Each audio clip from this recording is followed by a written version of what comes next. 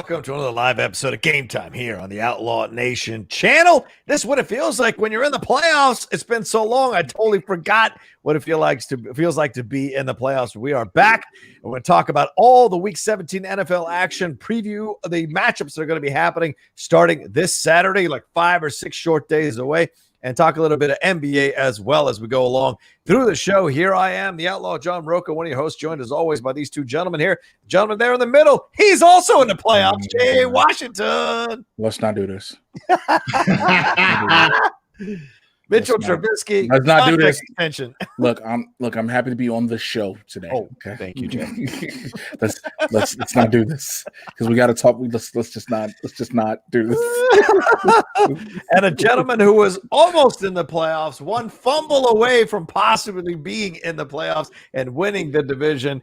Winston A. Marshall. Let's not do this. Let's not do this. All right. I wanted us to stop winning 3-4 weeks ago. And we decided we wanted to go on a 3-game winning streak when before we had a good opportunity at a higher draft pick. I think now I have the playoff picture. I think we're 10th now. We would have, if we had just stopped this bleed, we could have been somewhere between in the top 5. So I'm like pissed. I'm like genuinely pissed because like it essentially came out of this. If this is what you're going to do, bitch, you better fucking win it all. Right? Yeah. I just finished 2 seasons of Are You the One back-to-back because I got nothing better to do with my life in 2021 so far. Work is just starting up again. And one motherfucker risked everybody's money. There was 21 people going to split $1 million, about $50K a people, right? Wow. This motherfucker had a sure thing on one. Yeah. And he went for the risky bet. Everybody's like, nigga, that's my money. I will kill you. That motherfucker got lucky. It worked out. Okay. Cowboys tried to get lucky. They done fucked it up. Yep. So I'm pissed. But good for you. Welcome to the playoffs, both of you gentlemen. I hope Don't do this. Don't do this. Don't do this. Don't do this. Don't do this. Look, the Cowboys jerseys are already put away in storage. This is what I'm rocking now. I respect it. I figure I have not worn this jersey in like 6 weeks. I figured since I paid money for it, I'll put it on today because I have no other reason to wear it in normal discussion in life. So let's not do this. Let's not do this. Yeah, I mean, it was a really crazy turn of events yesterday. The Dolphins got absolutely demolished. They had a real shot to get in the playoffs, and the Buffalo Bills showed up and just stomped a mud hole in those guys. First of all, I'm going to stop you real quick. Yeah. Okay, go ahead. You're talking to Miami Dolphins versus a Buffalo Bills team we've seen been on people's asses all season. I know, but keep it real. I thought they were going to sit some players to take some time off. They did not. I mean, apparently, they felt that they got to have all their guys going in a rhythm. They didn't want to mess anything up, and they absolutely took care of business against those Dolphins. That is the only team, I think, besides the Cowboys and the Giants, who had a shot to make the playoffs, who did not. Everyone else pretty much made the playoffs that was there in contention for them. Oh, and Arizona lost out as well. Which is the way the Bears got in the fucking playoffs. Yeah, right. We fell backwards into the playoffs. We didn't even get in. We was like, oh, shit, this the playoffs? Bro, we tried that same shit, but we know where we went backwards? Off a fucking cliff. Yeah, like, bro, and off of the stupidest final fumble play, bruh.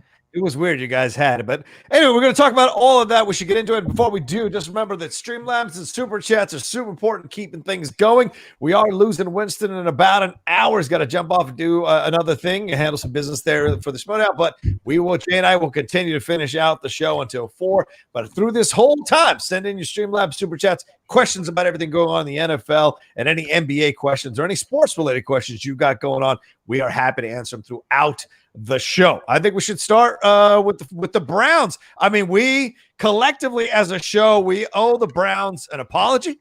We had them mathematically out of the playoffs after the first week, and I'll be damned, they made the playoffs even after they blew it against the Jets.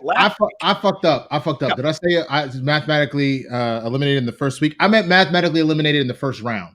I mean, okay. Show to be. I'm gonna go ahead and throw the disrespect because I'm in a bad mood, so I don't give a fuck right now. All right. Y'all play the Bills. Did you see the way the Bills sex mouthed the fucking Dolphins yesterday? That's all right. So did you say sex mouth? Oh, I said sex mouth. So not pretty. So to that point, I wish the Browns all the luck in the world. You're in the playoffs, which means you deserve to be there. Yeah. Which means any given Sunday you could actually beat the Bills. We'll see. The Bills are still a little bit cursed, but the Bills look like one of the best teams in the playoffs, and this is what you got to deal with now. You know what I'm saying? Yeah. So I am very happy that you broke your playoff drought. I think that maybe means a little bit more to y'all than anything else. Obviously, I let my feelings be known last week as a jilted Cowboys fan. Yeah, it's Super Bowl or bust. I don't think that y'all are in that mentality. Obviously, you want to win the Super Bowl. I think you're excited to be here right now. Yeah, let me help my friend Winston out a little bit. The Browns are playing the Steelers. They're not playing the Bills. They're playing the Steelers. Wait. Oh, because of the bye. Because of the bye. No. It's all wild card weekend. It's all wild card weekend. No. I understand that. The number one team gets a bye, and then they pair everybody else off. Knowing that, actually, I take that back. The Browns actually may fucking get past the first round. No, here's the thing. You got to remember this. So let's remember this. Let's just keep it 100. Roethlisberger, as much as people don't like him and all this other different shit, he did not play. Yep. Mason Rudolph is okay, but he's no Ben Roethlisberger. Right. I'm just going to call it for what it is. The score was 24-22. Okay? Let's not act like it was a runaway on either side. Sure. It wasn't. Roethlisberger, Mason Rudolph is okay, but he still had an interception in it, which, you know, you'd be like, what an interception? It pulls it away. Yeah. Next week, I'm telling y'all, you think, okay, Cleveland got a shot. Like Winston just said, yes, they are going out the first round. I promise you. Well, that come out here like hold on. Let me think about this. What was the head-to-head matchup between the Browns and the Steelers? The Browns obviously won this last one. Who won the first one? Steelers did. Steelers did. They killed them. Then I can't even say that. I was going to say it'd be easier to beat. It very rarely do you beat the same team 3 times in a year. Mm-hmm. But I would still go based off of what Jay said with no Roethlisberger and with the fact that, you know, they just lost. So they're going to go back to the drawing board, look at it and be like, all right, what do we need to fix? I do think the Steelers maybe have a slightly higher chance, but I'm going to take if we're going to do early predictions, I actually think the Browns will win it still. Well, I think it's kind of crazy because look, the Steelers sat a lot of their starters except their receivers. Their receivers did play, but Mason Rudolph, like you said, he's no Big Ben. And Browns had a 15-point lead in that fourth quarter early, 24-9, pretty much handling business, and they let the Steelers storm back into this thing. And they were, like as Jay said, a 2-point conversion away from tying it with like a minute 20 left in the game. That being said, Baker did get some good runs. He got those first downs, kept them alive, and eventually it was Baker's run on a third down that got them that extra first down that got them to run out the clock. So he did what he needed to do to win the game. But I agree with you, Jay. It was not convincing. It does not mean I don't feel that they're going to get anything but curb stomp next week by the Steelers, and they're playing in Pittsburgh, where the Browns have historically been horrible against Pittsburgh. It took everything they could to beat their backup quarterback in Cleveland yesterday in front of 12,000 of their fans. So give them credit that they got in, but it doesn't look like they're going to win this thing at all. I mean, Mayfield feels like Mitchell Trubisky's cousin. It does not. I don't feel that. Stop bringing this dude's name up. It really is like, hey man. I'm so sorry. You gonna do that? You gonna be like it's okay. I'm so sorry. I'm gonna tell you what this feels. You know how I always say, Chicago, sorry. Also, you know how people always say things are triggering, and I try to be one of those people like, yo, stop saying about triggers. When you bring this motherfucker's name up, it's I mean, Jay, you know about triggers, man. You were apparently shot at yesterday while you were just trying to relax and play Jackbox, and bro. I was on Flag Day Fun Day with Winston yesterday on Twitch. Okay. Right? The house I'm staying at. I went out there back to Chicago, and literally in the middle of the game, I was like, hey, he stops and goes, "They shooting," and I didn't make you look, son. They actually shooting outside, and then he was like, "I gotta get down, so I'm gonna play from down here." Literally, y'all be safe. Oh shit! I told him I was like, I'm still in the game, but I'm a little bit duck and cover right now. Wait, you were in Chicago when the shots went up? Oh, yeah, wow. Because I had a reason. I'll tell you about it when we're done. I had to get out of here immediately. Yo, bro, I think I know what it is. I think those were all Bears fans. They're like, bitch, we're the fucking playoffs, son of a bitch. A lot of us are like, because a lot of Bears fans are like, you know, the goal was get to the playoffs. And everybody's like, but you in the playoffs. And we like, look how the fuck we got here. But back to the Browns. That was my point about the Cowboys. Back to the Browns and Steelers. Yeah. Look, the Browns kept 1 minute they were rolling. We can admit this on the show. They were rolling. Then all of a sudden, we were like, wait a minute, these are starting to look like the Browns are old. Then they find ways to squeak and eke out victories. Now you think because they beat Pittsburgh, division rival, to get in the playoffs, because if they would have lost, they were out. Mm-hmm. And again, you sit stars from Pittsburgh. You sit stars. So you rightfully should win. Yep. But that's the thing. You're supposed and win by a lot, Jay. Yep. You're supposed to win by a lot. And it didn't look to me like they were ready to grab this situation and take the victory. And they did eventually. So they got it and they're in there. Now we'll see what happens, because it's been a long time since they've been in those playoffs. I think it's been since 2005 they've been in the playoffs. Nick Chubb got himself 108 yards and a touchdown. He looked good. Juju Smith-Schuster, Chase Claypool all looked good for the Steelers. And Chubb went over 1,000 yards for the second straight season. He had a 47-yard touchdown run that put him into quadruple digits, despite him missing 4 games this year with a sprained right knee. So they definitely have some talent on the offensive, defensive side of the ball, but they haven't been able to keep a consistent level of play over these 16 games for sure. But shout out to first-year coach Kevin Stefanski for getting them in there. Yeah, go ahead. Sorry. I think the thing that y'all have to remember too, neither do the Steelers. Like, I know their record says differently, but how many times did they almost lose games to people they had absolutely no business losing games to? And how many games did they lose that they had absolutely no business losing? So, like, oh no, we said that. But I mean, we said that. What was it? The Ravens or something like that? When they played the Ravens, we were like, yo, they wasn't supposed to win. They barely won it. Yeah, and that's why I'm actually putting my money on Cleveland for this matchup. Cleveland is hungry. They're excited to be here. They want to prove something. The Steelers have acted like, I guess I better do the playoffs again. Oh, like that has been their mentality. Yeah. And it doesn't seem like Big Ben is like Drew, or Tom, who's trying to prove something before they're out of here. Yeah. This is probably Breeze's last season. The way things just went, I think this is it. Drew is about to play lights out because the lights are going out. And which is why, again, for the Bears, why is anybody happy? Yeah, solid point, man. So, but I will say with the Saints, and this is the big thing we'll get to, what day are they playing their game? Did we find out yet? Sunday. Which one? Sunday at 3:40. So they play Sunday. Great. So that gives Kamara an opportunity to come out of protocol, because that was part of the issue. Is that if Kamara running backs come out of protocol, if their running backs don't come back, if Kamara doesn't come back specifically, because we've seen what this kid can do, that's actually really dangerous for the Saints, because that was probably your strongest offensive weapon all year, because you didn't have Mike Thomas. Mike Thomas was not a thing. Mm-hmm. So I think that this was really, really, really big for the Saints to be able to play on Sunday, because they played on Saturday, then I think they actually could have lost to the Bears. Yeah, it's possible. It's possible. All right, and then speaking of the Bears, well, the Bears got beat by the Packers yesterday as well. The Packers securing the number 1 seed with this victory, taking care of business. They're in Chicago. Aaron Rodgers threw for 4 touchdowns, which broke the franchise record for scoring passes in a season.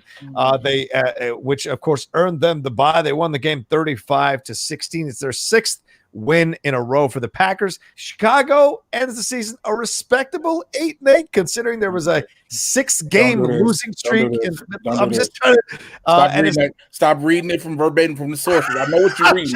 Do not do that. Do not even say the words respectable 8-8, because I'm saying respectable because the way Chicago played, it is not a respectable 8-8. Okay. This is a team. They did a graphic during the game that showed how, when the first 6 games were played with Trubisky, we were winning. First side of the season, we were winning. We were 5-1, right? Yep. Then all of a sudden, Nagy's like, let's pull out Trubisky, because it was after that 1 loss. Pull Trubisky, put Foles in. Then we go, brum, brum, brum, brum, brum. Then all of a sudden, Nagy says, I'm not going to do the play calling anymore. Yeah. And then put Mitch back in, and things start happening. Now, am I still anti-Mitchell Trubisky as the Bears starting QB? Absolutely. I still am. He did what he needed to do, but at the same time, then you looked at the game yesterday. Yeah.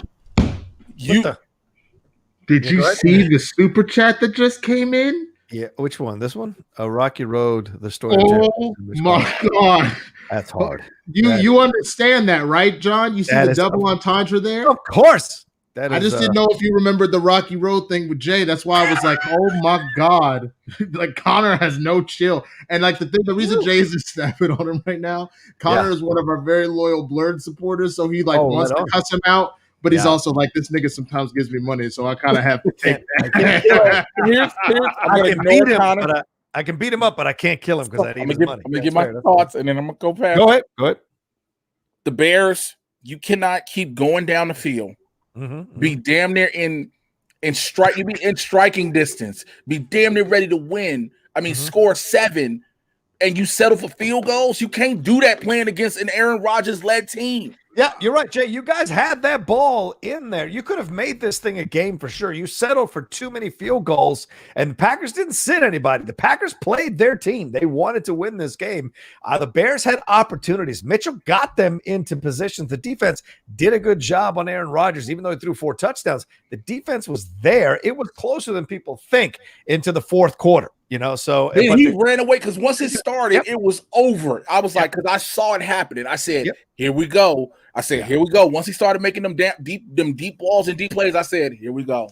Yeah, absolutely. 2 interceptions that we should have had, by the way.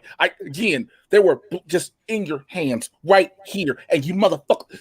Right here. Here's the thing to think about, with Trubisky. Remember, how many games they sit him out, Jay? Like 5 or 6? It looks like, let me count it here. He did. It was the loss. All the losses were the games he sat damn near. Yeah, 1, 2, 3, 4, 5. He sat for 4. Sorry, 1, 2, 3, 4. He sat for 4 games. No, actually more than that because he didn't play against Minnesota and he didn't play at Tennessee. So those were 6 games that Trubisky did not play. They tried to get Foles to get going and they didn't get the job done. His stats aren't bad within the games that he's playing. It's just that there are some terrible throws that make you question whether this guy is a professional NFL quarterback. And he had a couple of close interceptions that the Green Bay Packers dropped as well, Jay. Could have made the score even worse. But that being said, now your Bears walk into the playoffs and they are going to take on these New Orleans Saints with or without their running backs in the situation because of COVID. Do you have any faith at all that they're going to do anything in New Orleans when they play them at 140? Remember, the Saints at times have choked in situations where they should win. Remember, they're the ones that lost to the Rumble that Skittles did over there for Seattle Seahawks when they were 7-9. They lost to Seattle. Now, granted, that was in Seattle, but then they also lost to the Rams in that interception and overtime, even though they had that controversial pass interference situation. They almost lost to the Eagles last year in the playoffs as well. So it's not like the Saints have been world beaters and have always stepped up to the plate. They've sometimes choked. Do you think it's possible that your Bears will pull out a miracle victory against these Saints? You asked me, what do I have faith? I have faith that Bears players are going to say, fuck COVID after it's all done and go on Bourbon Street.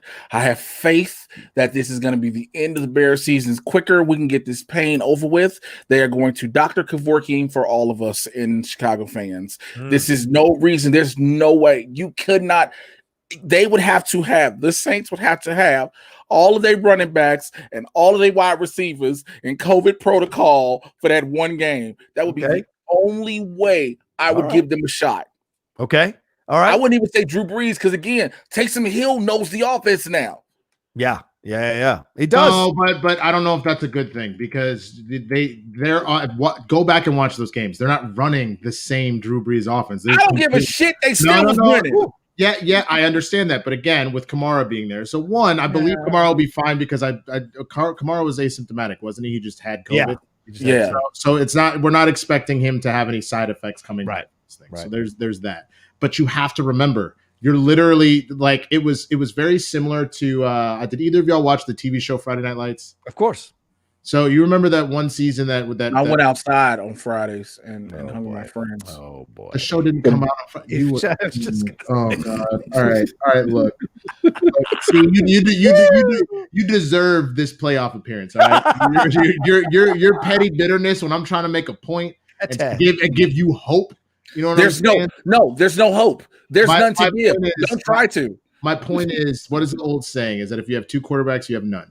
And the truth is, you really you can use him for the occasional wildcat package or wildcat package. Yes, I said that right.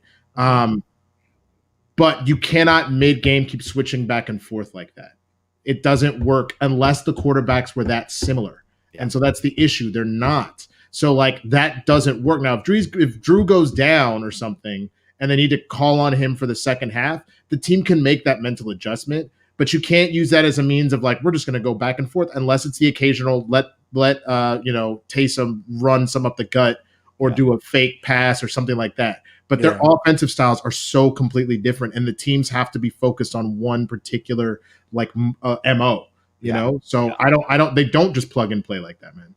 You got to get it going. I mean, what do you think here in this situation, Winston? Do you think the Bears win, or do you think the Saints win? The Saints, by the way, favored by 10 points. That's the line right now. 10 points in New Orleans. The Steelers aren't even favored by 10 points over the Browns in Pittsburgh on the lines. I think it's the highest line of the weekend. It is. The Buccaneers are favored by 8 over the Washington football team at this point. So this is the highest line. Why are they giving the Bears no respect here going into New Orleans? David Montgomery's been running the ball well over the last few weeks. The rookie Daryl Mooney had a nice game yesterday. And remember, with a little bit under 5 minutes remaining, the Bears had that 4th and 1. If they decide to run and get that 4th and 1 instead, then at that point it becomes a way tighter game. Instead, the Packers drive down and get that touchdown, then get that interception, get another touchdown. So the score is a bit deceiving, 35-16.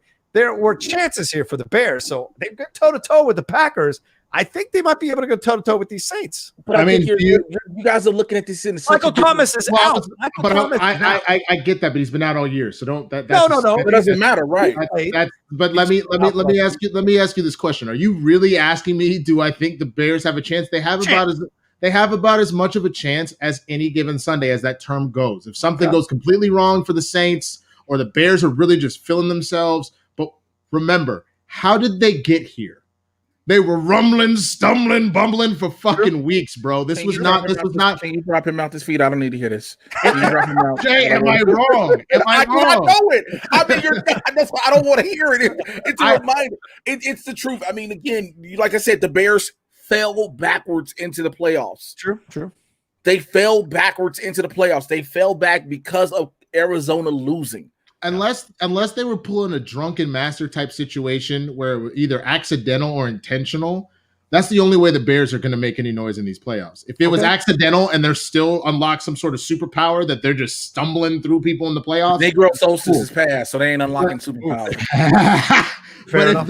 But if like the odds are, unless they're doing that intentionally, unless they literally were like pulling a Goku and like now it's time to get serious, and these motherfuckers about to power up and do some shit we weren't seeing. Yeah.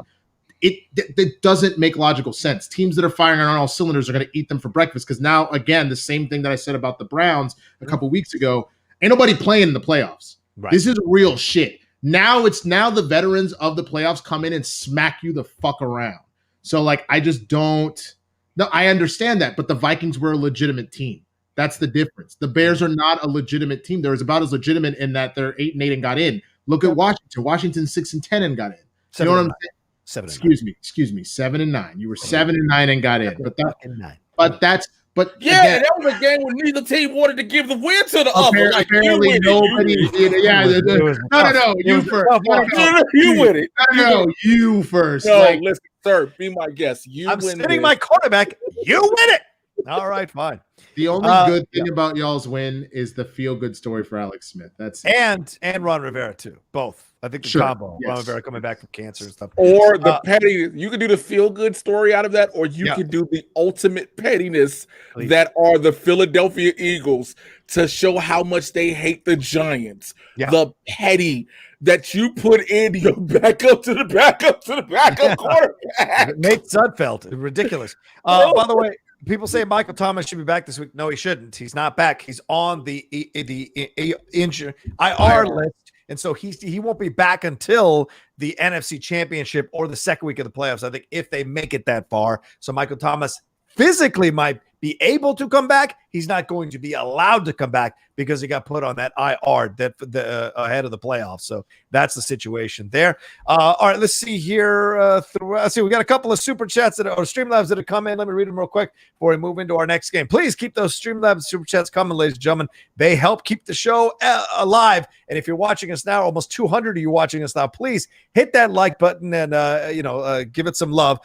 Justin _Toner says, "Hey John, just wanted to congratulate Washington for winning the NFC East and hope you enjoyed it. I loved watching the Bills destroy the Patriots and the Dolphins the last 2 weeks. Belichick throwing the phone in anger was icing on the cake. Go Bills." Absolutely. And D-Trent said, "I'm just happy the Giants beat the Eagles and the Cowboys this season, including beating the Washington football team twice." True. That's good enough for me considering the kind of team they had. Let's not forget they were missing Saquon Barkley. Put that closer so he can pay us. Yeah, so he can pay us in 2021. That's true. Oh, my God. That's true. That's true. That's legit. I claps for that. That's fair. That's fair. That's fair. I should have never opened my mouth. Well, that's is so petty. Well, listen, Vons and Albertsons are about to release all their full-time drivers, so they're looking for DoorDash drivers. So there you go. You guys can get some money there as well. I just read that this morning. Terrible news because of Prop 22 passing. Wait, what specifically about Prop 22? What'd you say? They let go. Vons and Albertsons are going to let go of all their full-time union drivers, and they're going to replace them with DoorDash drivers or Grub drivers, whatever those guys are that are called. Yeah, because Instacart is partnering up with Aldi's. Yeah, interesting. I tried to tell y'all about that fucking Prop 22, man. Yep. I tried to tell y'all that was a death blow that we didn't understand. That was one of those. You ever watch an anime where a dude or fuck Star Wars? I'll give you something that everybody knows. That motherfucker at the bar that kept picking on fucking Luke and shit, talking about he doesn't like you. I don't like you. I'm gonna kill you. And then you're like, maybe I shouldn't underestimate this old man who just chopped my motherfucking hand off for touching his protege. That's essentially what happened. I'm about to email you something to show you how petty the internet can be. Oh no. Yeah. So that's a shame that's happening because of Prop 22. Just a shame overall. No, it does not end of the regular season. Do you motherfuckers know about the NFL? It does not end at the regular season. It doesn't. There's a week limit. There's a week limit for IR. So once you're on it, remember, I think who was it? OBJ or somebody else was bitching and complaining that year. Yeah, it was like, I'm hurt. And they was like, all right, bet you hurt. You're going on the IR list. It's like 4 weeks, 6 weeks, I believe. 6 weeks minimum. It depends on the type of IR. Some of them are 4 weeks. Some of them are 6. Yeah. We'll see. Maybe you guys are right. Maybe they take them off that thing. All right. Let's see. Yeah. So let's move into the Washington football team. We took care of business barely against an Eagles team yesterday. By the way, I want to address this right off the bat. Yes, they sat Jalen Hurts. Jalen Hurts at the time had a whopping 72 yards passing. Doesn't matter. Doesn't matter. He had run for 2 touchdowns. His quarterback rating was 4.5. which was less than Nick Foles had for the Eagles in their last game of the regular season before he went on that playoff run to the Super Bowl. But yeah, that's a terrible quarterback rating. So people are like, oh, yeah, they gave the game away. No, that's bogus. I don't believe that. We were in the lead. You have to leave that kid in there for one reason alone. If he is your future, he is your guy to go to, no matter what, he has to go down with the ship if it's gonna go down. Unfortunately, you already know you pretty much throwing the game, right? You pretty much everybody feels like Philly tanked just to get a better position and screw New York, right? Let's just stick with that. But regardless, let Jalen Hurts get these high pressure situations under his belt.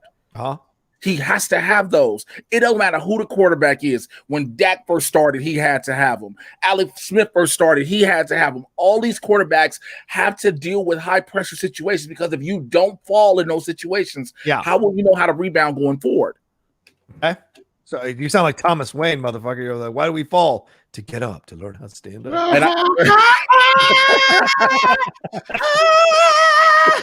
You ever see that fucking that William Shatner? He's like the son and like a cowboy dude. Like that's your email, by the way. I did already. Okay, you got it. Making it happen. Hold on. Oh my god. Oh man. Oh man, this is good stuff. But yeah, they handled the business. They won the game. That's what's important here. Now they go into the playoffs, but to me, you start to wonder what there is for them to accomplish here against this Tampa Bay Buccaneers team. Will they win it? Will they not win it? And Alex Smith did not look good. You could tell he was nursing that injury, the way he was throwing, the way he was falling down so easily in the pocket, all of that. You just were concerned about what we're going to get once the playoffs. Because I think our defense can hang with Tom Brady. And don't forget, it looks like they might have lost Mike Evans for the game. Really? He had that knee injury halfway through the game for Tampa Bay. Like, it looked really bad. Right? He hobbled off the field. Really bad. So there is a possibility that we could hang with this team. Doesn't mean we'll win, but we might hang with this team. And I wonder what the look of what the faces are going to look like on the Cowboys watching us. It might look like something like this. They might look something like this. That's certainly possible. Yo, that's mad disrespectful. Don't do that. Don't do that. You're gonna put Will, Mike, and Shannon. Don't fucking that's fucking ugly. That's fucking ugly. That is so ugly. That is so fucking. You know what? Yo, you know what? That's y'all gonna lose me a half hour early. That's fucking ugly, man. I can't wait for that version to come out next week for the fucking Bears losing 72-0 or some wild shit like that. Man. That's fucking ugly. Y'all got caught with the Mike, Shannon, and Will, fam. That's rude as fuck. That's rude as fuck. That's rude as fuck. That's rude as fuck. Real talk though, the sad thing about that is like the one that you have on Shannon, you should have had probably the Will or the Mike one on him. And the reason, because I'm assuming Jay made this because Jay is petty. But you put that on CeeDee Lamb just because he had a phenomenal season and had the absolute worst time to have a drop pass. I don't know if you saw on that last drive. Yes, dude, it was right. He was right there. He was right there. Not only are you now, I believe that would have been a first down, and that would have changed everything. Now we're in fourth in hell territory, and Andy Dalton gets sacked while throwing an interception. Like that kind of sealed the game. And so I don't want to put all that pressure on that young man because this is a whole team that should have come together. But you want to talk about like that key moment that cost the season? Shit. What? What's up? I just looked at that Mike Evans injury. Yeah. Oh, yeah. Because there was no contact. The injury is zero contact, and you see his leg do it. He hyperextended his knee. It's not they consider him day to day. MRI says no structural damage in the knee. Good. That doesn't mean he'll be ready to go. Because remember, it's like Saturday, the game, right? So it's literally a 6-day turnaround. It's not that much time to get healthy. And the concern I have here with Alex Smith is you could tell he was ginger as hell. And our only backup is that kid from ODU. In a playoff game with all that pressure, it is a home game as much as those count in COVID times. So maybe there's a little bit of an advantage there. But Chase Young, he looked good. That is a beast. That boy is bad. That boy Chase Young is bad. Now, I'm not overstating it. Like, that guy can change your franchise. He is one of those kinds of players, man. But again, it's also this isn't a fully in sync Tampa Bay Buccaneers team we're talking about. I agree. You know what I'm saying? So they can be beat. Yeah. It's just honest. You know, everybody's like, it's Tom Brady. There's one thing that Tom Brady can do, and it's get passes, make passes that you couldn't believe made, but he also has incredible receivers. Yeah. If Mike Evans is down, yes, AB is showing his ass now. Antonio Brown, as much as people want the right dude off, he out here showing he can still play the game. Yeah. At a top tier level. He's still showing he can play the game. But Chase Young is a monster, and that offensive line for the Bucs has been known to be suspect. Mm-hmm, mm-hmm.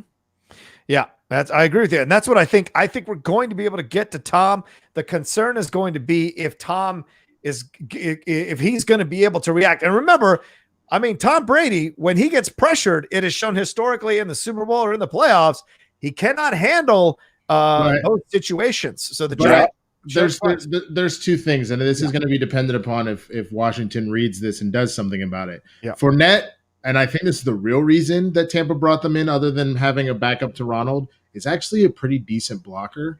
So you can almost guarantee if Fournette is in there, he's that extra thing that can help keep Chase away from him. And remember, Ronald Jones had a hell of a season. How do I know? Because I had him on fucking fantasy, and he was obliterating people. The dude had in this last game had 78 yards and a touchdown. Right. Tom threw for 404 touchdowns, including an interception, but like 404, like bro, like Washington has a shot, but I think we have a shot. But look again, what you just said about your quarterback play and all that. This defense alone is not going to get it done. It's Absolutely. just not. Well, but the expression is defense wins championships. I understand that, but you have to be able to win. But you have to be able to win games. And the problem is they couldn't even win against the Eagles. Really, the Eagles just couldn't really lose it properly. Like couldn't, you know what I'm saying? Like it just a lot. There's a lot going on. The game certainly felt more in our hands once Nate Sudfeld came in there. Hey man, y'all win. Hey Winston, we don't want this. You win it. I don't want it, man. You can have it. No, you win it. Hey, no, see, this is why I kept saying you first, because whoever got it technically was first in the NFC. Okay, you know what? Here's our backup quarterback. Here's our backup quarterback. Cowboys game. The same thing happened in the Giants-Cowboys game. Not as much. Not as blatant. No, we're not as bad as that. No, not as much for two reasons. First of all, y'all got to watch us and go, so is it who's really in contention left is the first thing, all right? Because the winner of this game, honestly, it was like, sure, you got a shot in the playoff. But I think a lot of these teams, I don't know why y'all didn't understand this. The Eagles kind of understood it. The Eagles were out here being like, bitch, we have 4 wins. We don't need a 5th. That's going to ruin our draft because we're not winning. We're not going to the playoffs. So they're trying to lose because they're like, let's keep this higher draft position. This makes more sense. But the 3 of us otherwise are like, we kind of fucked ourselves. I guess you kind of got to get in the playoffs and try and make a run at this shit. Are you crazy? Are you insane? Did you watch your play? Did you watch the Giants players tweeting like little bitches all that night last night? Oh, they were so bad. Trying to say what? Crying about the Eagles. They were crying about the Eagles. They were saying crying what? On Twitter. They were on Twitter and look at Giants players. They were all complaining about how the Eagles were playing. They wanted to make the playoffs. Dog, the Giants players are in their feelings so. But that's what I was talking about. No, you're saying Washington. Other teams. I said no. I said Washington, Dallas, and New York hit a point where it's like now it behooves us to get into the playoffs. You have too many wins, so you want to get in. It's just that the Giants and the Cowboys were so bad. That's why you want to pretend like it's us saying, "Oh no, you win it, you win it." No, that's not what happened. They're just really look like it. They're just really bad. Yeah, right? That's what that was. But that's my point: is that they hit a stride where they're like, "We have to win now. We have to win. We've crossed the threshold now. We have to do as much as we can." Sorry, Fatima. Sorry. Oh, I'm not Fatima, not Fatima. So name me some players. I don't follow these trash ass football teams. They were showing them all night last night. Her name is pronounced Fatima, not Fatima. Well, I've never met her. In Spanish, it's Fatima. So in black, it's Fatima. Well, I don't know that she's. I don't see colors. He loves to take those headphones off. I know he loves to think. He's all like, I'm done with this. And he takes the headphones off and shit. Mitchell, I can still hear you. I know you can, bitch. Mitchell, I know.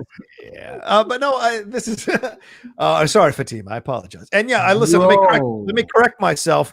The Michael Thomas will be available. I did not know that. I thought they put him on the IR and he was it, but Tom Pelissari over there at NFL, I think NFL Network or ESPN, he just put out a video saying that both Kamara and Thomas are on track to play against the Bears. So, all right, y'all. So look, now I'm gonna get these gone fishing shirts ready because I mean that's what it's gonna be like. Yeah. I mean, again, it's the same situation with the NFC East as a whole. Yeah. It's one of those like, why do you want to get in? Yeah, because the wild cards are technically the playoffs, but it's like, why do you want to get in when you know you have zero shot? Yeah. But again, it depends on what you're talking about. Any professional player is going to think, nah, we're going to do this. We've seen, again, people love to bring up the example. Yeah, but also, you look at what Philly did. Philly was like, if we win, we drop 3 draft spots. Yeah, but that's different. Philly, I give an excuse for. When you get to Washington, Dallas, and New York this week, where you're essentially stuck in that 6-win thing, and at that point, you're not getting those top 5 picks and shit. fucking go for it. You don't have a choice. That's why I've been pissed off every week the Cowboys won the last couple of weeks. You saw how mad I came in here because they had essentially shot themselves in the foot. We were at that point that we had already lost Dak. That should have been the end of it. But the minute we got to that point where they won a game, and I was like, oh, damn it. And then they won another game, and then they won another game. I was like, man, fuck y'all. You don't want this shit. So fine. Now you have to win. Now you have to fucking win. Or you could just be like, y'all not gonna screw me over and be Sam Darnold from the Jets. Because remember, he was just trying to prove a point that he could keep his job. And then the point of trying to prove a point, you lose the number 1 pick. Mm-hmm. Mm-hmm. You could have just sucked this up and been good enough. They no. What that was then, if that's what you're doing, the coach has to bench him. But then that looks like you're trying to fucking tank. Well, I think that's what happened. Look, Hurts ran for 2 touchdowns. They were up on us going into halftime. We came out of halftime, went up on them, felt a little more comfortable, and then he sits him after Hurts had that bad series down by the goal line. Remember, they had a shot to go ahead of us again on the 5-yard line there, the Eagles did, and then didn't get the job done. And Jalen Hurts came out of the game, and they switched over to Sudfeld on the next series. But I don't think it was like the Eagles were trying to lose the game. If they did, they'd have just called run plays the whole time and not let him go into the end zone. So it was pretty clear they had a shot to win this thing. They let Sudfeld go downfield. That's true. Once they realized they actually might try to win this game, I think that's when they moved in Nate Sudfeld, and then they were like, well, let's see what happens here, and we'll get the kids some reps. So I don't know. It was a weird decision for sure, but I don't know that he was necessarily throwing the game. I'm not ready to say that. Real quick, even though they're not in the playoffs, y'all saw this shit about Josh Jacobs getting arrested for DUI a few hours after winning. Hey, man, my season's over. Fucking, we in Vegas. Yeah. But I don't get it. I mean, if you are just gonna be out here in the streets, which apparently you're doing, the nigga take a fucking Uber, buy an order, have a driver on the payroll. Why are you getting DUIs and shit? I never understood when rich people got DUIs. I don't either. That never made sense to me. Because you're always gonna have somebody who's, especially if you got money, be like, yo, I will be the designated driver for what you pay me. Cool.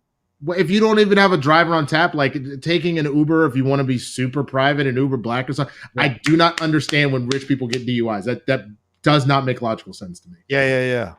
That's true. I'm like, just get get an Uber. It's just so easy. I don't get why you get. Oh my God, that's what everybody was talking about. What? Yeah. So remember, I think it was yesterday, TMZ was reporting that Tanya Roberts, the former Bond girl from that 70 show, that she was dead. Yeah, she died. No, she's alive. She didn't die. She's alive. She's come out and said that she's very much not dead. What? She's alive. She's very alive, bro. She's alive. She is very alive. What? Very, very alive. And said that her demise has been greatly exaggerated. We talked about it on. She hella alive. Oh my God! Can you imagine your phone call? You get a text message to your phone. Rest in peace. I'm gonna miss you. What the fuck are y'all talking about? Wow. A complex. Tanya Roberts is not dead. Roberts' rep incorrectly announced that she passed away at 65. How do you fuck that up? That's insane. I mean, Topher Grace just posted a tribute 6 hours ago. Kurtwood Smith 3 hours ago. Can you imagine gotta take those down? You gotta sit there slow because as soon as you post them, especially you're members of that 70s show with her, so every media outlet is gonna catch you. So now you realize she's alive, you gotta be like, delete tweet, delete Instagram post. Let me clear off my timeline for the past 3 days. Yeah, exactly. Nuts, absolutely nuts.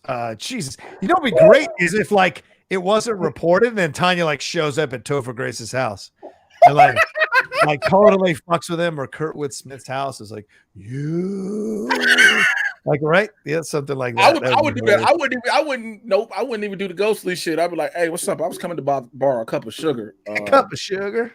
I want to borrow a cup of sugar. You want to borrow a cup of sugar? Bro, apparently the quote saying they fucked up. As he held her in her last moments, she opened her eyes. Oh, get on out of here. They really fucked up here, man. He like whispered, "I'm gonna take all your money, I bet." What? My husband was like, you know what? Oh, Goodbye. I'm rich, bitch. Her eyes woke up like, like. Oh my God, that's insane. That's insane. She's like, I would have come out of the casket if I was her. I'd have kept it going all the way till I got in the casket, and then just come out of the casket. Just you know, they embalm you and take out all your organs. You wouldn't be able to do that. Oh, that's a fair point. They don't just go to body. They'll just say, all right, plug them up, put them in the casket, get them dressed. Like they make sure you empty as fuck. Like, lay him in here. Tanya Roberts' rep now says she's still alive despite releasing a press release saying she died on Sunday. Roberts' husband got a call from the hospital this morning saying she's still alive. It's like, that's a Law and Order episode. That's a fucking Law and Order episode if I ever heard one, where the husband tried to kill his wife and then they announced the whole press release, and the next day you realize she still survived. So now you got to find out who tried to kill her. Wait, oh so my God. she just sleeping, she just breathing real shallow. She ain't gone, and the husband is like, "Fuck, look, y'all, she gone. Ain't nobody else got to come in the room. Send it to TMZ right now. Tell them nigga she gone. She gone. Hurry up, get the death certificate. Get the goddamn death certificate. Why? Because the insurance company wants us so I can get paid. Hurry up, she gone. Thomas, I'm gonna need y'all to respect. I'm gonna need y'all to respect me during my trying times. It's hurting. I miss her so much. They say she back there coughing. Look, that's just body effects. They do that shit after they're dead. Like, they're like, bro, she got up and started moonwalking and reciting, like reading the paper from today's date. Nah, man, nah, bro. All that is right there, she got that parasite in her brain that like allows her body to still move, but that's not her. That's not her. That's that mushroom that's in her brain right now controlling her. What the fuck? Like, she ain't really, she asking for eggs and bacon and cooked a certain way. You know what? That's them goddamn parasites. They know her memory, so they got her saying all this shit. Bro, like, she just recited pi to 300 places. Nah, man, she ain't never done that in her life before. That clearly ain't her. That clearly ain't her, son. Fucking. Bro, she actually just came in when Mike Evans went down and fucking caught the game-winning pass from Tom Brady and shit.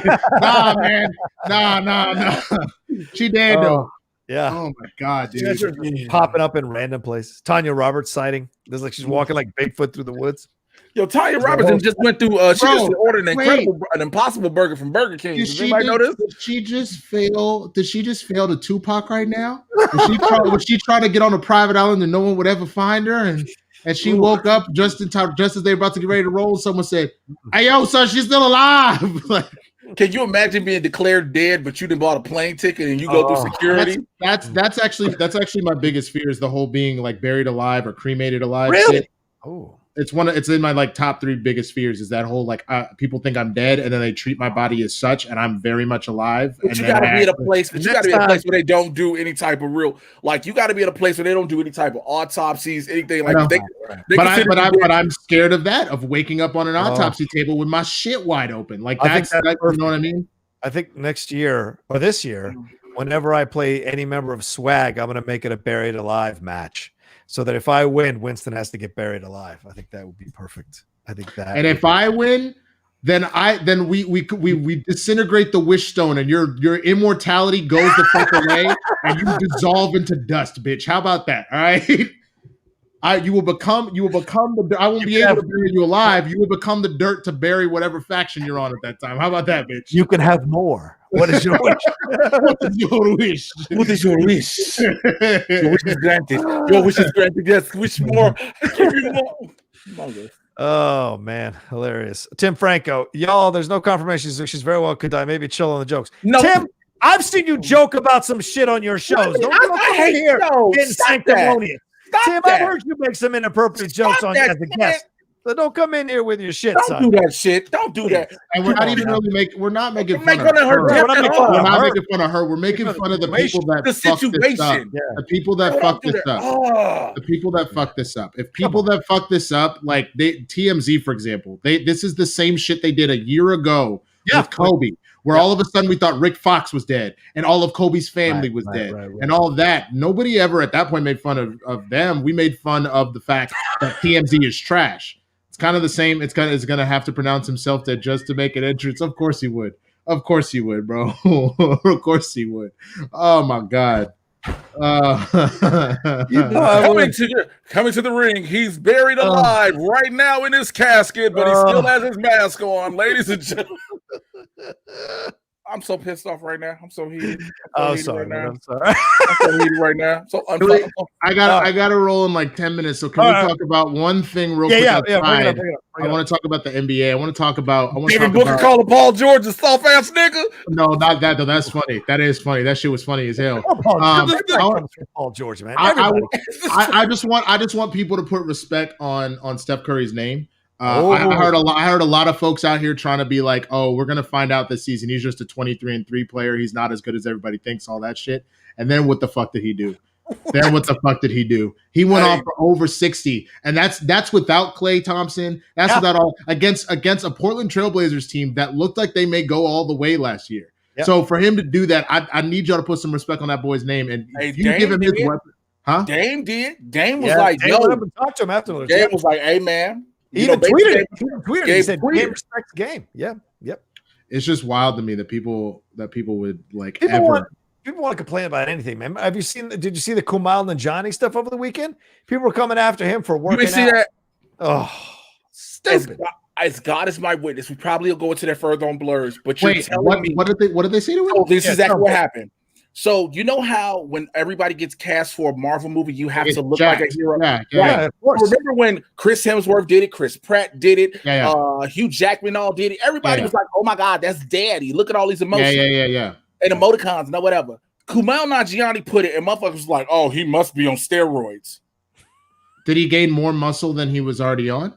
No, he showed the pictures how he's been looking for the past years. And then some people have chimed in with these things like, "Oh, I've worked on Marvel sets. It's a well-kept. It's everyone knows in Hollywood that all these guys are on HGH and blah blah." He legit even said he did a long ass post I think it was sometime last year when he said, "Look, I would thank myself, but this is what happens when you have a #1 studio paying for the top nutritionists and personal trainers in the world." And it's amazing how a brown dude did this, and everybody had shit to say. But like I said, every other white superhero, Chris Pratt went from the flabby fucking schlub in Parks and Recs to fucking Star-Lord. Everybody was like, "Oh my God." He didn't say shit about no steroids, HGH, or nothing. Man, mother. Yeah, like the guy on It's Always Sunny in Philadelphia, he talked about it too. He said, just basically don't eat anything that you like to eat. This is all you do, and work out like 6 hours a day. That's what I had to do, and have a studio pay for it. And have a studio pay for it all. Like, now, look, we got to be fair here. You know, women have had for decades unrealistic expectations put on them based on those pictures and magazines, whatever. But there are some guys who also have a weird comparison thing that they have to deal with sometimes in certain situations. And you see this now with Kumail Nanjiani. He got in shape for the movie. He's a guy who very much respects his audience, respects what they're all about, people of color, the nerds, all of that. He knows the audience he has, which is why he was straightforward and honest about what it took for him to get into that shape so that people didn't have unrealistic expectations or beat themselves up because they didn't look like him. He said, this is what it takes, as you said, Jay. And so for people to come after him but not come after other people, I just thought it was so. I'm telling y'all right now, getting all type of plastic nip tuck surgery in my face and waist. Yeah. I'm finna be around this bitch purple, looking like Thanos for real without a real gauntlet. Y'all gonna be like, what happened to Jay? I was like, I was trans, saying my prayers, eating my vitamins, you bitches. Yeah, and they be like, but the doctor said, fuck that doctor. He don't know my heart. Like that's. All right, let's get it. Before you got to go, Winston, let's get into some StreamLabs Super Chats real quick.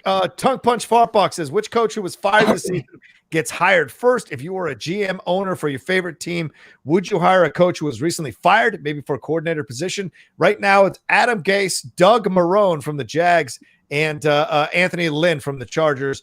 Would any of you hire any of those gentlemen as the coordinator? I got a question. Yeah. Which one is white? Doug Marrone. And Adam Gase. And that's why I said Anthony Lynn. Then both of them.